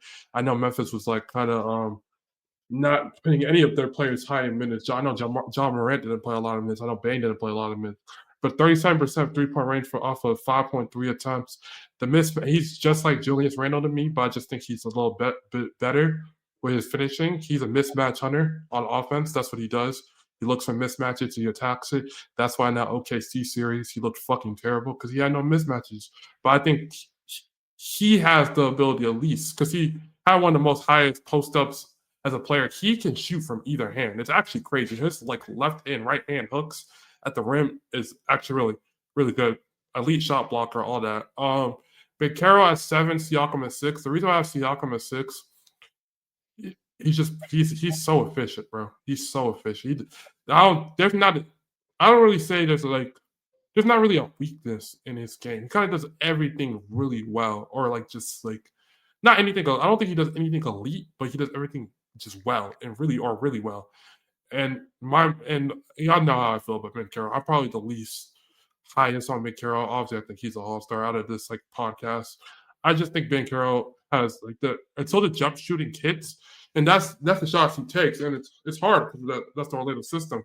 But that's the shots he takes. When he takes these inefficient pull-up shots and stuff like that, it scares me. Now, when he gets downhill, gets 10 free throw attempts again, 9 free throw attempts a game like he did, and I don't know if it was the oblique injury because 5 games before he tore his oblique, it looked like Banchero's year was last year. Those first 5 games of the season, he looked fucking crazy. Tore the oblique, came back. MVP, yeah. Tore the oblique, came back. Still kept on relying on these jump shots. I would honestly, to me, I'd rather him take the Giannis approach. To me personally, if it was really up to me, I would want him having it in his shot diet. I'm gonna be honest, because the rim percentage, his rim percentage of how many shots he takes at the rim is going. I mean, he's only going to year 4, but it's going down and down since his rookie year, and now his 3-point rate is going up and up. I need you to reverse that. This is not we're not gonna have a De'Aaron Fox for you out of you, bro. I need you to reverse that, and I need you to get to the rim a little bit more and take just less threes. That's how I just personally feel about him. But yeah, that's why I have it in that order. I don't know if you guys have anything to say, or we could just see y'all list and we could talk about it. All right, so I got Jaren Jackson at 10. I got Scotty at 9. I got Aaron Gordon at 8. I got Mobley at 7. And I got Bankera at 6. All right, I got Jaren Jackson at 10. Obviously, he's still elite defensively. He's an elite shot blocking big. He's floor spacing big who can hit threes. He great rim protection with defensive prowess, but he shot what 38% from 3 last year. 37, yeah, 37.5, 38. But just his consistency to have that offensive output, more reliable mid-range and finishing, reduce his foul trouble, improve his free throw shooting, and create more high-value touches. That's what he needs to improve on. Scotty, I like Scotty, man. Y'all tripping, man. Let me hear this. Talk your shit. Scotty, he's an all-around versatile type of player. Like, right. I like players like that. That's the Cades, the LeBrons. No. Just like this versatile type of players. Don't put him in that range. I'm saying those are the type of players I like, right? Okay, for sure. We apologize. No. I made sure I said that. I made sure I'm not in no way, shape, or form comparing him to Bron, comparing him to Magic, comparing him to K, none of that. Okay. But he could play with that type of play. You see what I'm saying? No. Okay, I see what you're saying versatility-wise. I do see what you're saying versatility-wise. Am I mad at you putting Scotty Barnes over Jalen Johnson? I'm mad at you for putting him over Jalen Johnson Jr. I'm actually upset, very upset. But am I mad at you for putting him over like Jalen Johnson Jr., all these other guys that we have around that range? No, not really. I think, but putting him like to say Scotty Barnes, like his offensive game, there's other than like the scoring aspect, there's no versatility. Everything else in this game, one of the most versatile he's players. A decent passer. He can take the ball down the court for you. He can rebound. He plays defense. He can hit every spot. Yeah, so he can still affect the game without scoring. Yeah, correct. That's what I agree. I agree with that part. But the part that gets me is he cannot be an elite scorer, and that's what he's trying to be. He's trying to be LeBron. He's trying to be Cade. He's trying to be these players, and he's not that. He's a guy who should be able to get you 15, 8 and 4, 8 and 6, elite defensively. Is he trying to be that, or is that the role he's just thrown into? He's trying to be that because I feel like when it's a role, okay, you bring the ball in the court, you're the main usage guy, you're the facilitator. I'm pretty sure coaches are asking you to go pull up a 3 or 2 threes from half court. I've seen it every time I watch Scotty Barnes. He come down the court and he's pulling up a 3 from half court. It's like, bro, what are we doing here? You know what I'm saying? And like he be trolling and have fun with the game, but it's kind of like he don't take it too serious for me. Understandable. But I mean, I'm not mad at him just over Jared. Over a few people. I'm not mad at him being high. I'm not trying to disrespect him, but his offensive game has to grow for me to be able to put him in the top 10. I need to see efficiency from him. And, like Atari Easton, I'll take him. I ain't gonna say I'll take him, but offensively, he can get to the rim. Offensively, he can attack the basket. He's a better three-point shooter than Scotty was. But I mean, in an offensive role, I want to see Scotty there. And then I think I'll rate him a little higher because he'll be better than Tyree offensively, obviously. Just put him next to Jokic like everyone else. Huh? I only get that word. I ain't gonna lie. What? Really? I don't know. Because I don't think just not the corner. I mean, people are gonna help, and like he can't hit the corner shots like Aaron Gordon, but like he's still. I think he's gonna try to do too much. If that makes sense. Like you say, he needs to mature. That's it. He needs to mature. He's too young right now to be able to like Aaron Gordon can take his shots. He can facilitate, but he also knows when to stop. He knows when he's in a dunker spot. He missed 2 or 3 threes. Let me go to the dunker spot. I don't think Scotty has that yet. Scotty's going to shoot 8 threes even if he airballing all 8. They might be asking him to do it. Pair Scotty with Brandon Ingram, who is going to take that load off of him scoring, who doesn't need Scotty to sit there and pull up 6 threes a game. Like pairing him with that, and you still got RJ Barrett cutting to the basket. Like all he needs to do is just be in that playmaking role and play defensively, get out in transition, affect the game without having to score. And Scotty he's still gonna be up here. See those? I don't know. I mean, it's also easier when he's being guarded by the second and third best defenders. Like he averaged more points with Siakam everyone for a reason. In the last year, it scaled back because It's just he doesn't have the offensive capability this early in his career. It's so hard to rate them. Like guys like him and like Kuminga or Siakam before he really developed a shot. It's so hard because they're actually good. Or like even Julius Randle, I put them all in the same type of box. They're good, but their shot makes them way worse than what they should be, if that makes sense. Their shot taking, the percentage of the efficiency, they could be better players, but he got to grow. That's it. He got to mature. That's what I need him mature like Siakam matured. That's all we need from him. Why do you have Jackson Jr. over Barnes? Or Barnes over Jackson Jr.? Is that just me like picking hairs, or was it close? Or no, I mean, with Jaren Jackson, he was injured a lot last season. Scotty was too, obviously. But I mean, I still had to respect him just because he won the Defensive Player of the Year. But the Grizzlies without Ja Morant, I mean, he didn't move much for them from what I watched. So I mean, that's fair, but I don't think that's his. I don't think he's that type of guy offensively to move them. I think when you take, I respect him defensively so much because when you take him off the court, Memphis defense goes to like shit. Like he is their defense. He can guard on ball. He can guard off ball. He is like I don't know about this. I've been calling a lot of people top 10 defenders. I need to make a list at this point. But he is up there in that range. Like he is that elite of a defender, and he affects that side so much. It's hard for me to like I think he clears Barnes as a defender. I think that's not even an argument. And then offensively, I think Jackson's playmaking is shit. Like it's not good. So Barnes has that edge. But I think just on the scoring aspect, Jackson Jr. is a better scorer than Scotty Barnes right now in his career. So like it's hard when like he clears him defensively and scoring, he's better.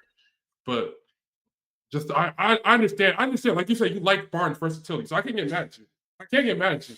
Because that's the type of players you like, and Jackson Jr. doesn't really have the complete game like you said. When he's the number one option, it gets scary. What happened with the Patriots? It's okay. Go ahead, Blake. My fault, bro. I'm gonna say it when I go. My fault. All right, so I got Aaron Gordon at 8. Because of athleticism, defensive upside, he shot 40%, 43%. Yeah, 43.6% from 3 last year on 5.7 attempts. He showed up in the playoffs. He shows up in the playoffs. I mean, he plays well. Obviously, he plays with Jokic. I'm not going to put the Jokic tax on him like Rita said he did. Because, I mean, when he was the number one option in Orlando, he didn't play as polished as he is now. Obviously, that comes with growth and playing more and playing with great players around you. But, I mean, he developed a shot. It's not as consistent as it needs to be, but he could raise his offensive efficiency. He developed that reliable three-point, his playmaking consistency. And, I mean, Aaron Gordon, he's to me, he's the top 10 forward in the not forward in general, but power forward in the game right now. And he got two-way potential because he plays defense. He doesn't foul a lot either. He's less than average when it comes to fouling and on contested shots. All right. Then I got Evan Mobley. I like Mobley. I wanted to put him higher, but once again, Banchero, he's a versatile player. I like that. Siakam. That's my number 5. But I got Siakam at 5. I just feel like he's a better player. He's more polished and everything. That's why I got him higher than Mobley as well. But for Mobley, elite rim protector, shot blocking, switching potential, good finishing, mobility for a big, all-around defensive anchor. He needs to improve with his assertiveness on offense Because, I mean, he kind of takes a backseat to Garland and Mitchell, which understandably so, they're guards, but, like, you're the best big that they have on that team. You're allowed to take those shots and make those shots as well. Improving his 3-point shot is, I mean, he can. Well, I don't know if you. Well, no, I don't think y'all said this, but he can honestly take that Giannis path and bulk up, and then like he could be so dominant that it wouldn't even make any sense. And then I got Banchero at 6 because he's versatile. He can do a lot of things. He scored inside and out. Great playmaker. He needs to tighten his efficiency, reduce his turnovers, improve his 3-point shooting a little bit more, and then his defense on tougher assignments. But I like Banchero. I like the way that he's going right now. I call him Baby Brown. So, but yeah. People do it. I know. I'm sorry. You're not the only one that does it. That's why I just hate when people. I'm not the big. I'll shut up. I'll shut up. I hate Big Hero. I don't hate Big Hero. It's just. Go ahead, guys. My bad. 6, we got Paolo. 7, we got AG. 8, we got Pascal. 9, we got Jackson Jr. 10, we got Julius Randle. Julius Randle took a big leap this year in my eyes. Let me say, I don't have none of the stats right now, but what I've seen from him and the growth get downhill, as he always has been, but even the confidence in 3-point shot, playmaking, rebounding, he was able. People know on Twitter I was down on the Timberwolves for making that terrible trade, which I still think was a terrible trade, but they had to do it for floor space and reason. But he became a lot better with that. Jaren Jackson Jr. also is a really good weak side defender. Terrible in the playoffs every year, in my opinion. He's shooting 37% from the 3-ball, but I don't respect it. Just like a lot of other players don't respect it. Simple as that. He's not respectable. I don't think nobody's really caring for Jaren Jackson out there. I think that number is fake. Pascal, efficient. Yeah, Pascal, efficient. That's really it. He's efficient. He's a do-it-all guy. He's like a forward version of Derek White. Obviously scores more, but he can rebound. He can facilitate when he needs to. He needs to be better in there, but when he needs to, he can. He showed up against the Thunder. He showed up in every playoff series that really he's ever played in. He got my respect big time. He also could play defense a little bit when he tried. AG, his downfall was 3-point shooting. He shot 44% this year, 43%. Again, by the eye test, his confidence was there. Every single shot he shot in the playoffs, he shot like he was going to make it. It's a difference between people who shoot it like they're going to miss versus shoot when he's going to make it. I looked at both side-by-side profiles. The jump shot is the same, but when he lands, he's falling back like he already made it. Aaron Gordon can rebound the ball. He actually won the Nuggets games in that series. I think it was a game winner, and he also hit like 7 threes one game. He's became a respectable 3-point shooter. He can facilitate. He can take over games when he needs to. Obviously, he got injured late, but elite player. He has got worse defensively, but we know what he can do. Paolo, a guy that I respect. He gets a bucket. He can pull up from midi. He abused us last year. He abused the Cavs last year. His first playoff series, I think he dropped 40 points one time. He had one bad game, but he still dropped 30, but 7 TOs, I believe. All around good player. He can get to any spot he wants to on the court. I think he can be a 27, 28 point per game scorer. I think he has to be better, obviously, 3-point shooting consistently. And that's really it with him. That's really it. Oh, and defense. I don't like his defense at all. That's my top 6 right there, or top 10. I was gonna make a comment, but I'm gonna say, go ahead, Miller. No, I'm gonna make a comment, but I'm gonna do it with the when we get to 5. Let's hold on. Real quick. What's up? Won't let people know this. I gotta pray for me. Why? My favorite teams: USC. Juju got hurt. Okay, cool. Tatum, he got hurt for the year. Okay, cool. I'm watching the game. Christian Gonzalez got hurt for both 2 weeks. Carlton Davis just got hurt, and Christian Balmer just got hurt in the same game. What am I supposed to watch this year? I'm like, okay, I'm gonna watch women's. Okay, she hurt. I'm gonna watch Celtics. Okay, he hurt.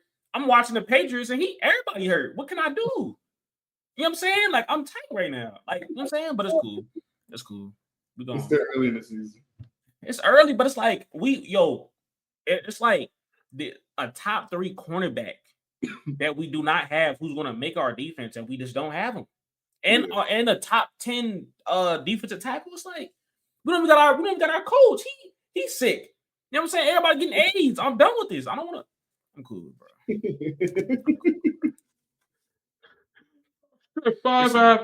This is crazy, bro. My fault. You go ahead. At 5, I have Evan Mobley. 4, I have LeBron. 3, I have Kevin Durant. 2, I have Tatum. 1, I have Giannis. Malik. Same list. 5, I got Siakam. 4, That's why you're my motherfucking brother. Crazy. 4, I got Brown. 3, I got Durant. 2, I got Tatum. 1, I got Giannis. This is. Okay, so I was saying, wait, can I go on a rant real quick? Because Malik said something that made me upset last round, but I holded it in. And the reason why I holded it in, because all of our five, I knew all of our files was different. Well, him, yo, you said, and I was just waiting. I just wanted to listen to Evan Mobley reasoning. I disagree with what you said. I think Evan Mobley last year, he took more shots. I think the offensive load was much more. Yes, he was under Donovan Mitchell, but I think he had more of offensive responsibility than even Garland. I think Evan Mobley, we saw the first time he was taking the ball up the court. He shot 38% off of threes, off of like 4 attempts. It scaled up in the playoffs. He's one of the best defenders in the league. He won Defensive Player of the Year for a reason. You know, if you feel like I know Casey, you said earlier, you feel like that was Grandma's award.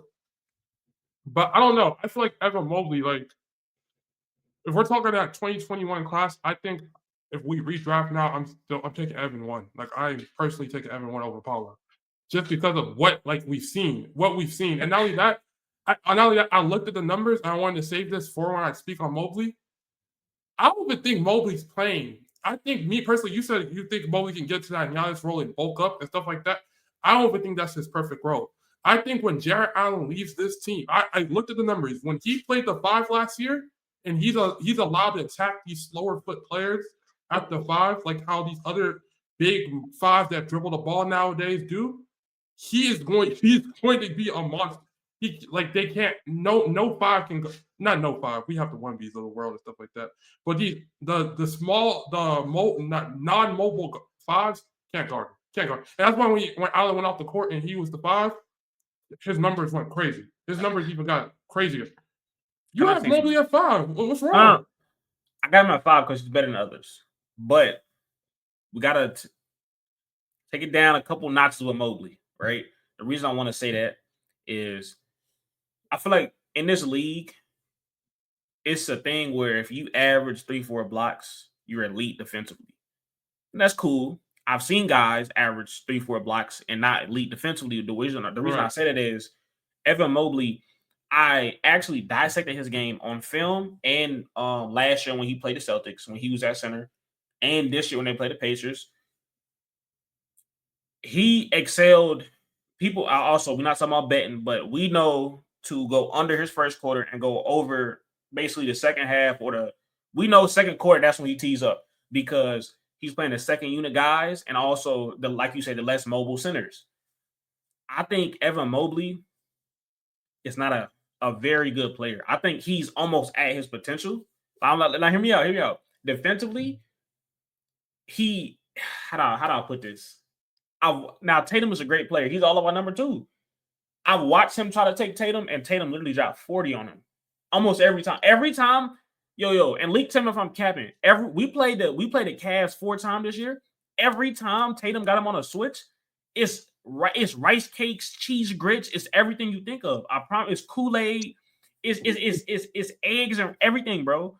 I'm seeing Luka take him on ISOs. Like when we talk about DPOYs, I mean Draymond is anchoring that defense. He'll guard the best player on the other side. Like he'll guard Tatum, and he'll actually get some stops. Evan Mobley, outside of protecting the rim, I need to see more from him on the outside if he's going to be DPOY.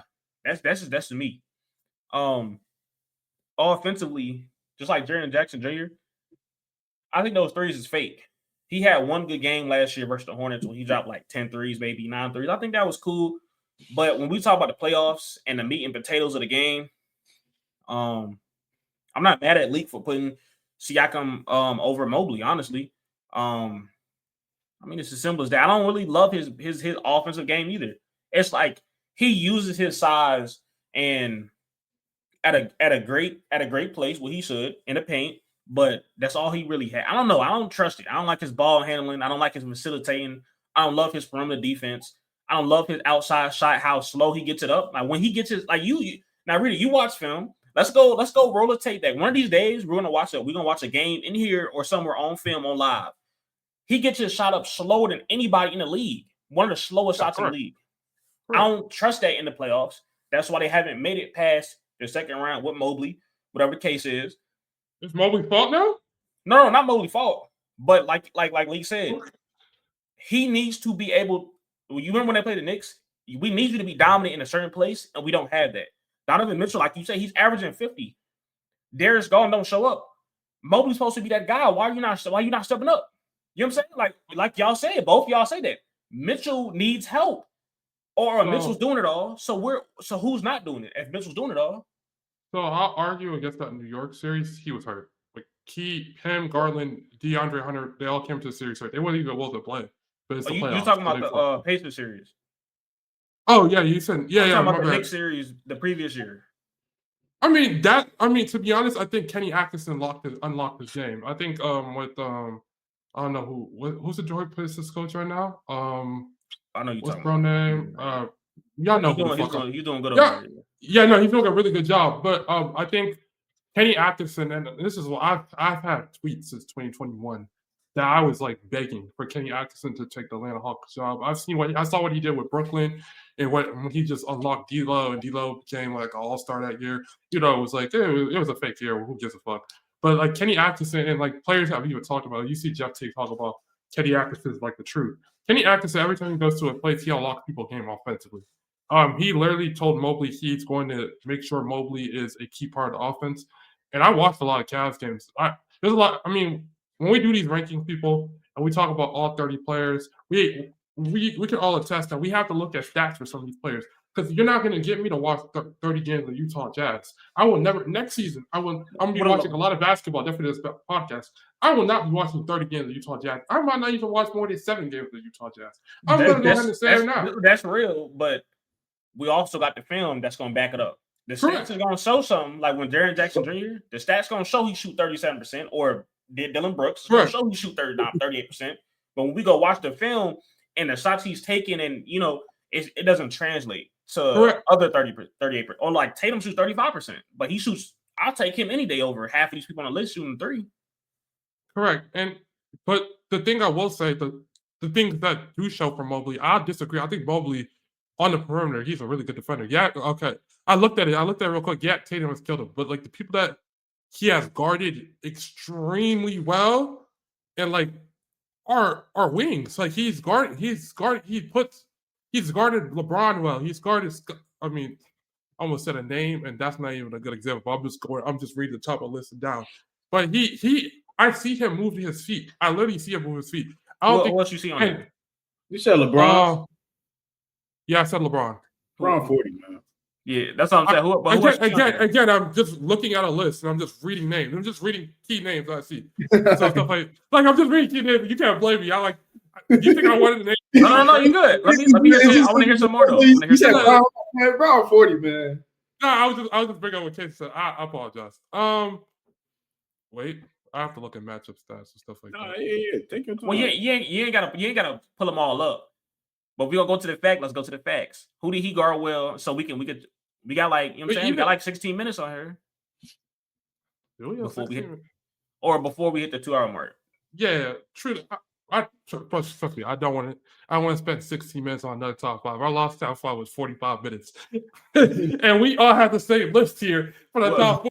I think in the future we'll get us some TikTok debates, but all I'm saying is Mobley is a little bit overhyped, in my opinion, offensively, perimeter defensively, and I mean, okay, if you say that right now, but do you not see flashes?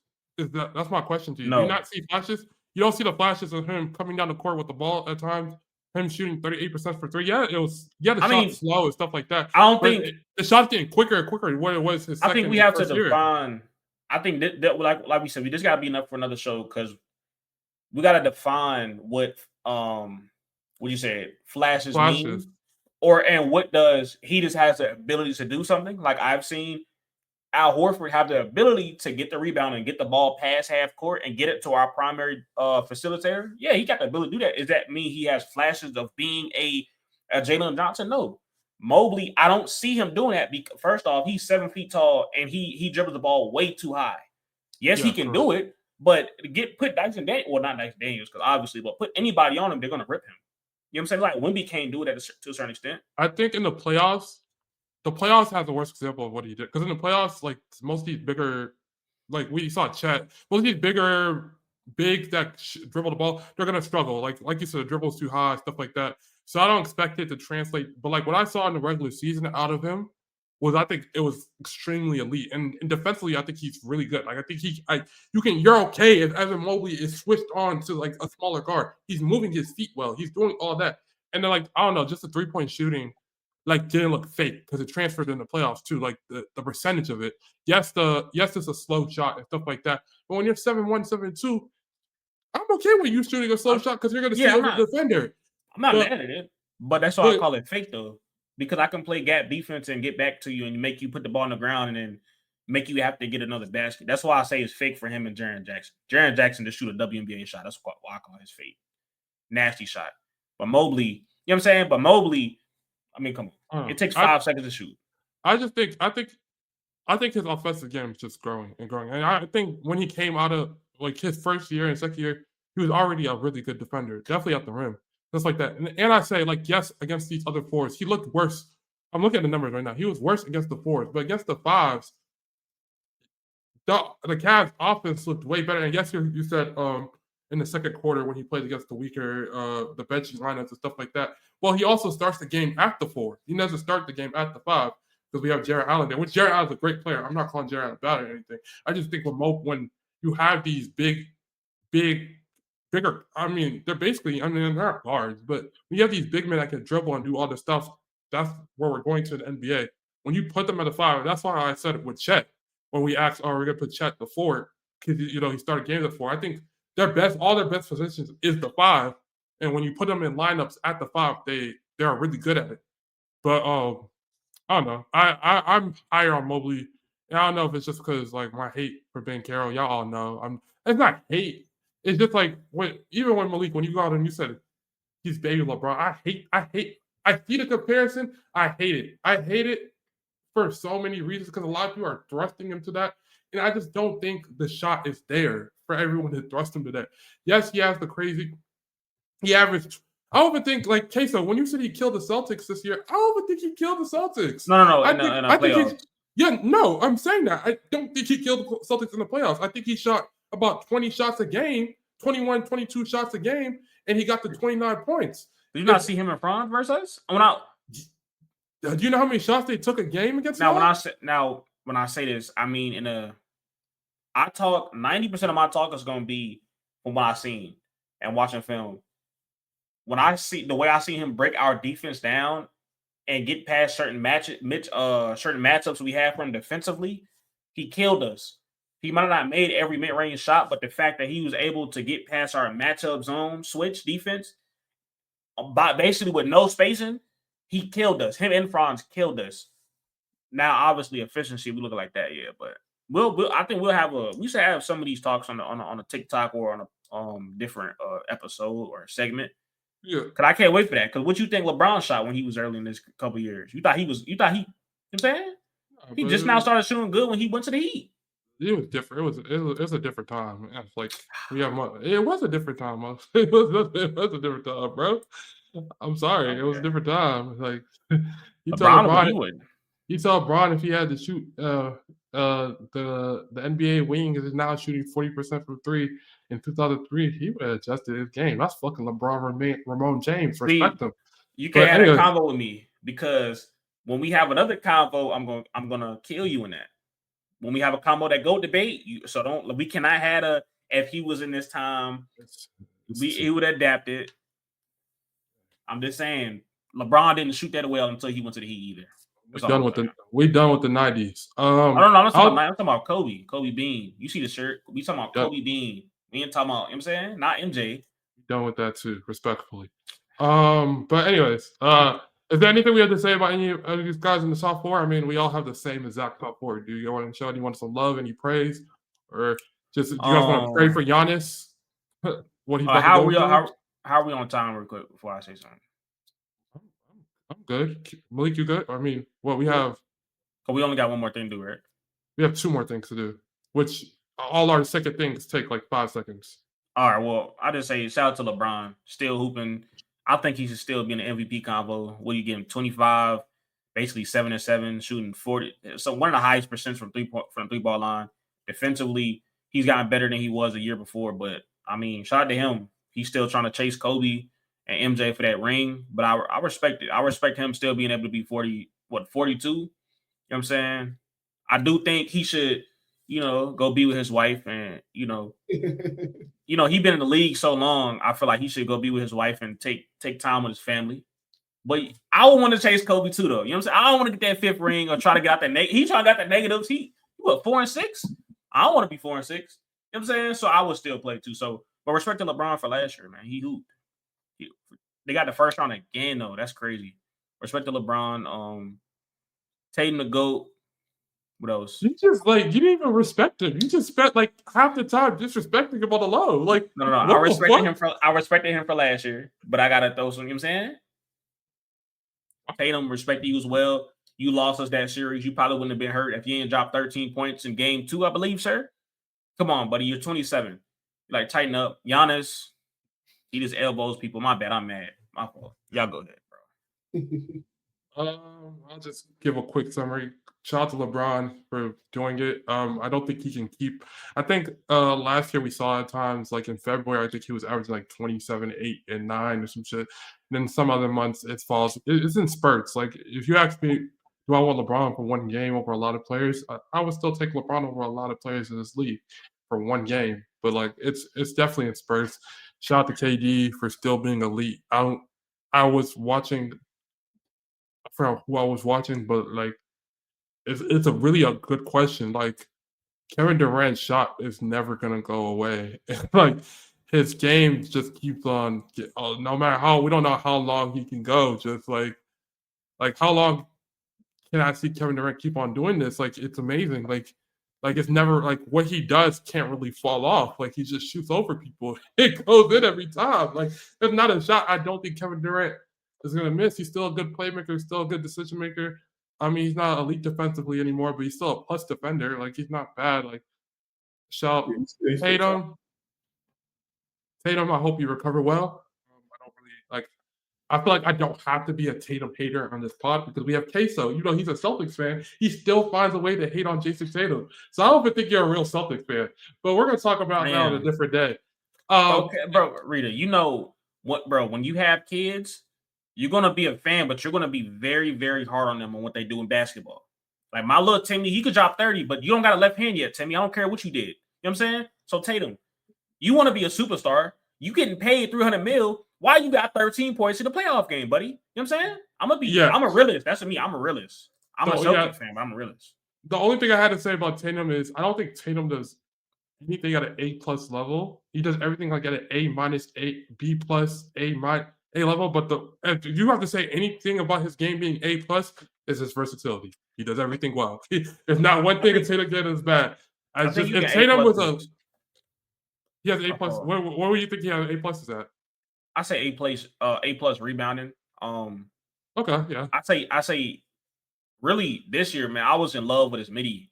He worked on his midi, and I was crying for him to get to that midi. He did. He was elite in that mid range this year. I give that an A+. I'm not gonna lie. It's too. It's good though. Tatum's elite. And Giannis, it's just a prayer, bro. Like I'm like you're really in a terrible organization, and the fact you want to ring with them. I know it was like a down year for a lot of teams when you did win the ring, but I'm not gonna be like them ESPN motherfuckers with fucked up hairlines like Stephen A. is gonna ever come on a podcast and say that you didn't deserve that ring. You deserved it, brother. I saw what you did. You just come on, bro. We trying to show people love, and you still hating on Giannis, bro. You just say it was a down year when they won. Come on, bro. The Hawks was in the semifinals. Nigga, if the Hawks make the semifinals, you know it's a down year. They played the You ain't semis. gotta hate on them, bro. I'm hating on the Hawks. I'm not hating on the Bucks. So you can hate on the Hawks, but I can't hate on Tatum. Your podcast, you see this? Because your team is always good. I've dealt with nothing but mediocrity for my whole life. The Hawks have a 300 and 300 win to loss record last year. I was alive since 01. I watched us in the trenches. Paul Pierce in the trenches, dropping 25 for no reason. Conference finals. I watched us. We had Brandon Bass and Evan Turner. Evan Turner was our best player, bro. What do you mean? Listen, bro. Avery Bradley. I'm getting up watching Avery Bradley take the ball in the court, yo. You know what I'm saying? Listen, bro. I'm gonna say this. Like, I've known Queso for a good 2 years, guys. Through Discord. Through Discord. Dude, I've known Malik for a good 2-3 years as well. Through just we used to work together. I've never seen Malik frown after a Boston Celtics game. I've worked with him during a sports bar. He's always cheesing. He has seen me upset. He's seen me emotional. I really go through it. Y'all don't go through it. So I don't care which Celtics fan has to tell me. Y'all have made it to the conference finals or the second round or the finals almost every other year. And now I see Celtics fans crying. Oh, what am I gonna do? You just said it. Oh, what am I gonna do this year? My team is bad. I'm happy this year that my heart ain't got to go through that. But I say it's probably easier for you knowing your team sucks versus knowing my team can win a championship, but we go lose to the Knicks, or we go lose in the conference finals to a team who was in a play-in. It's worse for us. I promise you. It's not easy. You will be writing 10-page essays every conference finals. I promise you. And we are now going to speak about the signings of. So we just saw Josh Giddey get about $100 million, 25 a year. That's what it's looking like for 4 years. Do you guys think that's a good signing? Do you think they did the right thing? I think when it comes to the signings, you got to compare it to everyone else who's in around that same range, regardless of what we think.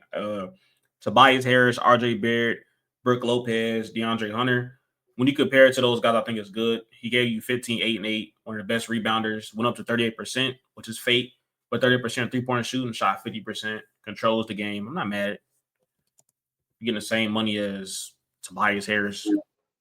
It was more than 38%, my brother. Well, I'm looking at post All-Star break, the last 19 games. Josh Giddey averaged 21 points, 62% true shooting, 10.7 rebounds, 9.3 assists, 1.5 steals, 50% from the field, and 46% from three. Well, yeah, that's fake. That's why I said 38 for the season. 38, 46 are both fucking fake. Who gives a fuck? They're both fucking fake. My thoughts on Josh Giddey, I think there was a big reaction, like a lot of people on Twitter, on social media. A lot of people was very upset. They're like, why the fuck did the Bulls give him that? Which I kind of understand. Like, they're saying people are coming out the line side of if another team wasn't going to give him 25 mil, why did y'all give him 25 mil? I mean, the reasons I can think of, now he's comfortable. He's going to the season more prepared. He's going to the season not thinking about his contract. And, I mean, like, Giddey, if you're getting March plus Giddey, which I don't think it's going to be 30%, 38% for three, but if he can get to 34, 35, I'm not, again, I've always said I don't think Giddey could be a championship point guard or anything like that. But the Bulls are not around championship range right now. You guys need to be fucking tanking and looking for a superstar anyways. So with that being said, I'm not really mad at Giddey at this contract. So, yeah, I'm not even too mad at it, to be honest. Malik, do you have any thoughts about Giddey getting 25? Are you upset? No, I'm not mad at it. Probably could have been like 22 a year, but yeah, I'm not mad at it at all. They're not competing for a championship. He's once again one of those versatile players. Yeah, no, we rank Giddey. Yeah, one of the versatile players. Yeah, he needs to improve on a lot, but yeah, I wouldn't have did it for 100. How far do y'all see the Bulls going? Like, do you think the Bulls could be a playing team this year? I mean, they're a playing team every year. I want to see how far they're going. I'm just talking about they make the play-in. Hello? What happened? You hear me? Oh yeah. No, I felt like there was cutting, but like even with that being said, do y'all still think they can make? Oh, the you playoffs? you talking? I think you talking the league. I was talking all yeah. They ain't going nowhere, bro. Hey, out of place. They going. You know what I'm saying? They and nothing to it. They suck. Yeah, the Bulls been bad. And then the other signing that I think we should talk about, because I see a lot of New York fans speaking about this, and like, I mean, I don't know how y'all feel about Knicks fans. I hate Knicks fans. I think y'all should too, since y'all are Boston fans. But Malcolm Brogdon got signed to the Knicks. He had a terrible, terrible year last year. But 28% 3-point shooting is not Malcolm Brogdon. I think we can all agree to that. Yeah, He'll 40%. probably, he was a 39% shooter in his career for three. He can play point guard and shooting guard. I think the Malcolm Brogdon signing is probably the best signing they had. He's an unguaranteed. They signed him for unguaranteed, so they're trying to see how healthy and like how good he is. And he's supposed to be fighting for competition with Lane. How much you get? He's getting like $3 million for 1 year. Good contract. Can't beat that. Can't beat that. But he ain't gonna stay healthy, but it's cool though. They have him fighting in training camp for like Landry Shamet. But this is where I have the problem. I've seen Knicks fans go all over Twitter, social media, all that. I've seen Knicks fans dead celebrate like they've just won a championship. I actually wrote down, this is more than I told you guys, but I wrote down their three big free agent signings. Malcolm Brogdon, great. He can play point guard. He can play shooting guard. He can shoot. He needs to stay healthy. That's the only problem I have with Malcolm Brogdon, the best sign they have. The Yabusele son. I like Yabusele as a player. Do I like the Yabusele on this team? No, I don't. And I'm going to explain this very simple. Yabusele plays the 4. Yabusele can sometimes play your 5. Yabusele cannot play with Cat. Yabusele is not a good defender. Can't move his feet. Not a good rim protector. All that. Cat is not a good defender. They can't play together. So now you're going to say, okay, Yabusele can play small 5 minutes when Cat's off the bench. Then we're running to the same problem we had last year. You're already a bad defensive team. You already asked too much from your defensive wings. If you have Yabby Brunson on the court, they can't play together. So now we're having Mike Brown. Mike Brown is a great coach. He's already had problems in the past with the Kings, finding correct rotations and stuff like that. Finding correct rotations. And then Jordan Clarkson's a bum. Like I like respectfully, no bum as a basketball, not as a man or anything. He's just a negative. As a negative, he's a negative, bro. Like Jordan Clarkson will give you 20 points one game, and then you're praying for Jordan Clarkson to do something else next gen. So yeah, I don't know. I'm just not big on the Knicks signing as all the other Knicks players. I don't think it's depth, but people are comparing. They're saying, oh, last year we had Shamet and Achua and shit like that. Like Knicks ain't never gonna win a championship. To be real, it's not. Yeah, so it's very simple to me. Pat and him not gonna work together. My fault. I don't know. It's crazy. Yeah, I don't got much to say about New York. I mean, they're gonna be good. Their team is way too talented not to be good. But like where people think they're going, defensively, it is. No, defensively, yeah, and that's the problem. When the game gets slower, and then you're gonna have you have more teams that are hunting mismatches. You're gonna have the Hawks who are definitely hunt mismatches. You're gonna have the Magic. They're going to be better. I'm not Paulo Franz. They're getting better every year. They're going to be hunting mismatches in these matchups. When the J Bros come back the year next, the shit doesn't get easier. The Pacers are coming back. It's just not getting easier. And if I don't think this is the year, it's still not the year because you're not. Even if you get past the East, you have a Cinderella run. It won't be Cinderella run in people's eyes. But if they get past the East, you're not being the Nuggets. You're not being the Rockets. You're not being OKC. So not being CP3. You're not being the Clippers either. I would have the Clippers easily. So yeah, with that being said, I digress. I just watched 2 kick returns back to back. My bad. This is crazy. Oh shit! All right, the last thing we have to talk about on this pod today, we are just gonna give a couple. It could be a handful. It could be whoever. I only have 2 names right now. I wanted to give more. I might give quick shout outs. I'm not going to speak on them too much because we've talked about them with the last couple of weeks. Just players that we think that could take a leap at 2025. Number 1 on the list, I have Ja Morant. as in leap, just getting back to form. I think John Morant, the last couple of years have fallen off a little bit just from where people thought he was going to be, stuff like that. Could be off the court issues, yada yada yada. But even on the court, last year they looked shaky. Memphis ran less ball screen, less pick and rolls, just in general. Now they fired Taylor Jenkins. We could talk about that. I digress. I think Taylor Jenkins is still a good coach. But they fired Taylor Jenkins, and now they're going to be running more ball screens, definitely with Bane being out the picture, with all the movement stuff they were doing. John Morant without Bane, and the game without Bane in the last 3 years have averaged 27 points, 9 rebounds, 7 assists. No, 9 assists, 7 rebounds. Their pickups was KCP, wasn't the best. Jalen Wells is coming back. They picked up Cedric Coward. He was a guard off of Washington State. He's good. Like he was a good 3-point shooter and stuff like that. So they ain't pick up nobody. No, I'm not speaking more of Memphis. I'm speaking more of Ja. No, I'm saying I think with Ja, just like Derrick Rose, a big part of them is their system because they're not very good pull-up shooters or very good shooters in general. What I mean by that is they'll excel in a regular season when transition is good. When it gets down to the playoffs, nothing's going to matter. I think he's going to have a better season, like you say, but especially with Zach Edey, I don't know what the point was for them to get a 7'4" paint sitting center to go with your paint mashing point guard. I'm never going to understand that. Yeah, that top 10 pick could have been traded. I'm pretty sure they got somebody else, but I agree. It's also hard to get these stretch big, these starting caliber level like Miles Turner type player. I'm not the biggest of Miles Turner next week, but he does bring a unique attribute to the game that's hard. That's usually hard to find.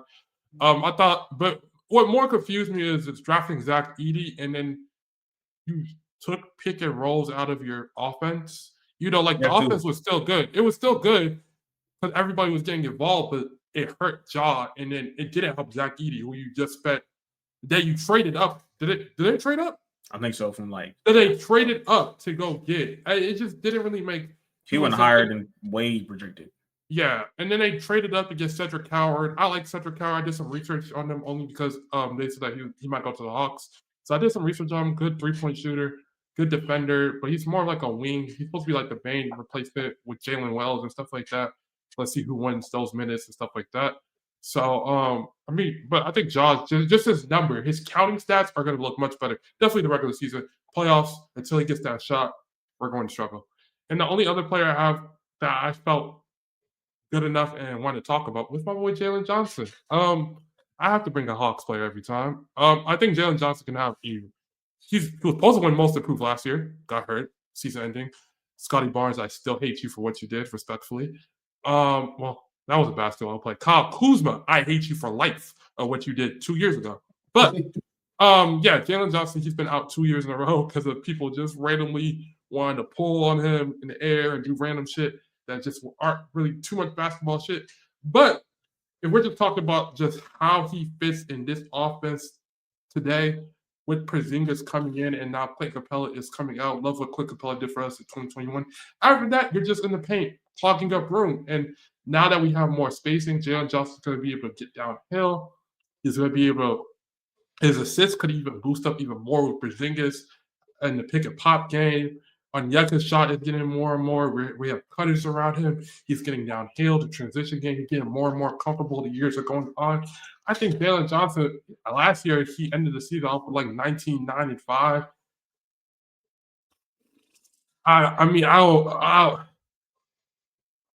The points could go up to 23, 24. I don't know if it will. But if it's not this year or next year, next 2 years, his points could get up to 23, 24. And I've seen him working. Every day. I know it's hard, but like you still recovering from that shoulder injury. There's not too much you can add to your game with it. Just like he doesn't want to re-agitate it because I know shoulder injuries are tricky. But next year we could be talking about a monster next to Trey, which we already potentially, I think all of us see. But do you guys have any other players that y'all think can take a leap? Leak, you got some? Yeah, I got Scoot. Y'all can hear me, right? Yeah. All right, yeah. I got Scoot, man, because to have Dame back, to have Drew Holiday, I feel like having those veterans is going to help him develop into the playmaker that he needs to be and develop his outside shot, develop how he reads the game, play defensively. I really got high hopes for him this year. Obviously, I know he's going to come off the bench, but I expect him to continue developing because this is going to be his third year in the league, right? Correct.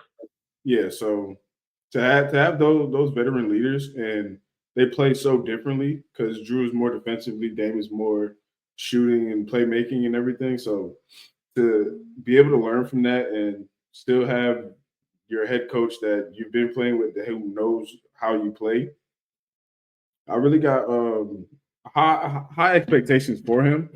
Nothing crazy where it's like I'm expecting him to score 20 and have like 8 assists a game and stuff like that, but just to continue to develop. So that's what I got, Scoop. Yeah, he was like another honorable mention. I think Scoot. I mean, this is the year. I mean, it's not like I'm not saying year 3 is the year for point guards. Definitely young point guards. It takes them a while, but I think he might be starting this year. He should be at this point. This is the year for him to prove something. If he could be a starting point guard in this league, I mean, he might just go back to the bench because Dame's with him now. But next year, but we'll see. We'll see. He has so much mentorship around him. Chauncey, Dame, Drew. This is your year, buddy. Yeah, he's still growing with his young guys. So yeah. Yeah, I also wanted to shout out Denny for that team, but we spoke about him already, so I wasn't gonna go too crazy. I got DeAndre Ayton this year. The last time I think he had a real system was 2021-2022 season when they made it to the playoffs. Or they made it to the finals, excuse me. He shot 64%, I believe. He was shooting 37% from 3. Obviously, again, that's fake, but he still was doing it. I think this year with the Luka, we seen what Luka Doncic did with Derek Lively versus when he was without him. Daniel Gafford, excuse me, when he was with them versus without him. He changes the center's lives. And then you're also playing with probably one of the best passers in the game ever in LeBron James. Also excels his centers. I feel like it's going to be so easy for him to work, especially with Austin Reeves and his playmaking ability now. Austin Reeves, him and Austin Reeves pick and roll, getting downhill against Valanciunas is going to be elite. High screen rolls with Luka Doncic, and everybody's going to be attacking Luka. He's going to have a wide open mid range. And if y'all don't know, I don't care what the numbers say. Ayton is a elite mid range shooter, especially at that free throw line. He gonna get his money from right there. So I got Ayton probably getting back to 64%. Oh, he was in a 97th percentile around the rim that year as well. I got him giving me probably 18 and 8. He got to be better defensively, but no, 18 and 10. Excuse me, he's a good rebounder. Yeah, I think Aiden can have a good year, bro. Only thing I look for Aiden, I don't think the defensive thing, like once we say like they gotta be better defensively, I don't think he ever will be. Protecting the rim, protecting the rim because he just gotta. I feel like if you're 7 feet, bro, 7'1", you should be able to protect the rim. That's why I don't value rim protectors that high. Like you say, like Evan Mobley's a guy like you're 7 feet too. Well, obviously, it's 100 people. You get 100 possessions that you're getting attacked the game. You're going to get 3-4 blocks. And if you can't do that for me, hey, and that's all I need from you, gang. It's just protect the rim. Tua is terrible, by the way. Go ahead. Who? Oh, Tua. Oh, no, yeah, he's terrible at football. You didn't want to list Josh Minop? You gotta chill, bro. Yeah, that's your man, bro. I'm gonna let him work. Trust me. You gonna get see out him the this mud? year? You gonna let him get out the mud? Matter of fact, wait the first 5 games. If we give him at least how much minutes you think he'll get this year? I want to say, because we ain't got no forwards. We got Hauser, JB. Probably 15, 20 minutes, you think? Somewhere around there? Yeah, around 18, 23. 20? Really? If he gets me 20 minutes a night, all I need is 10 games.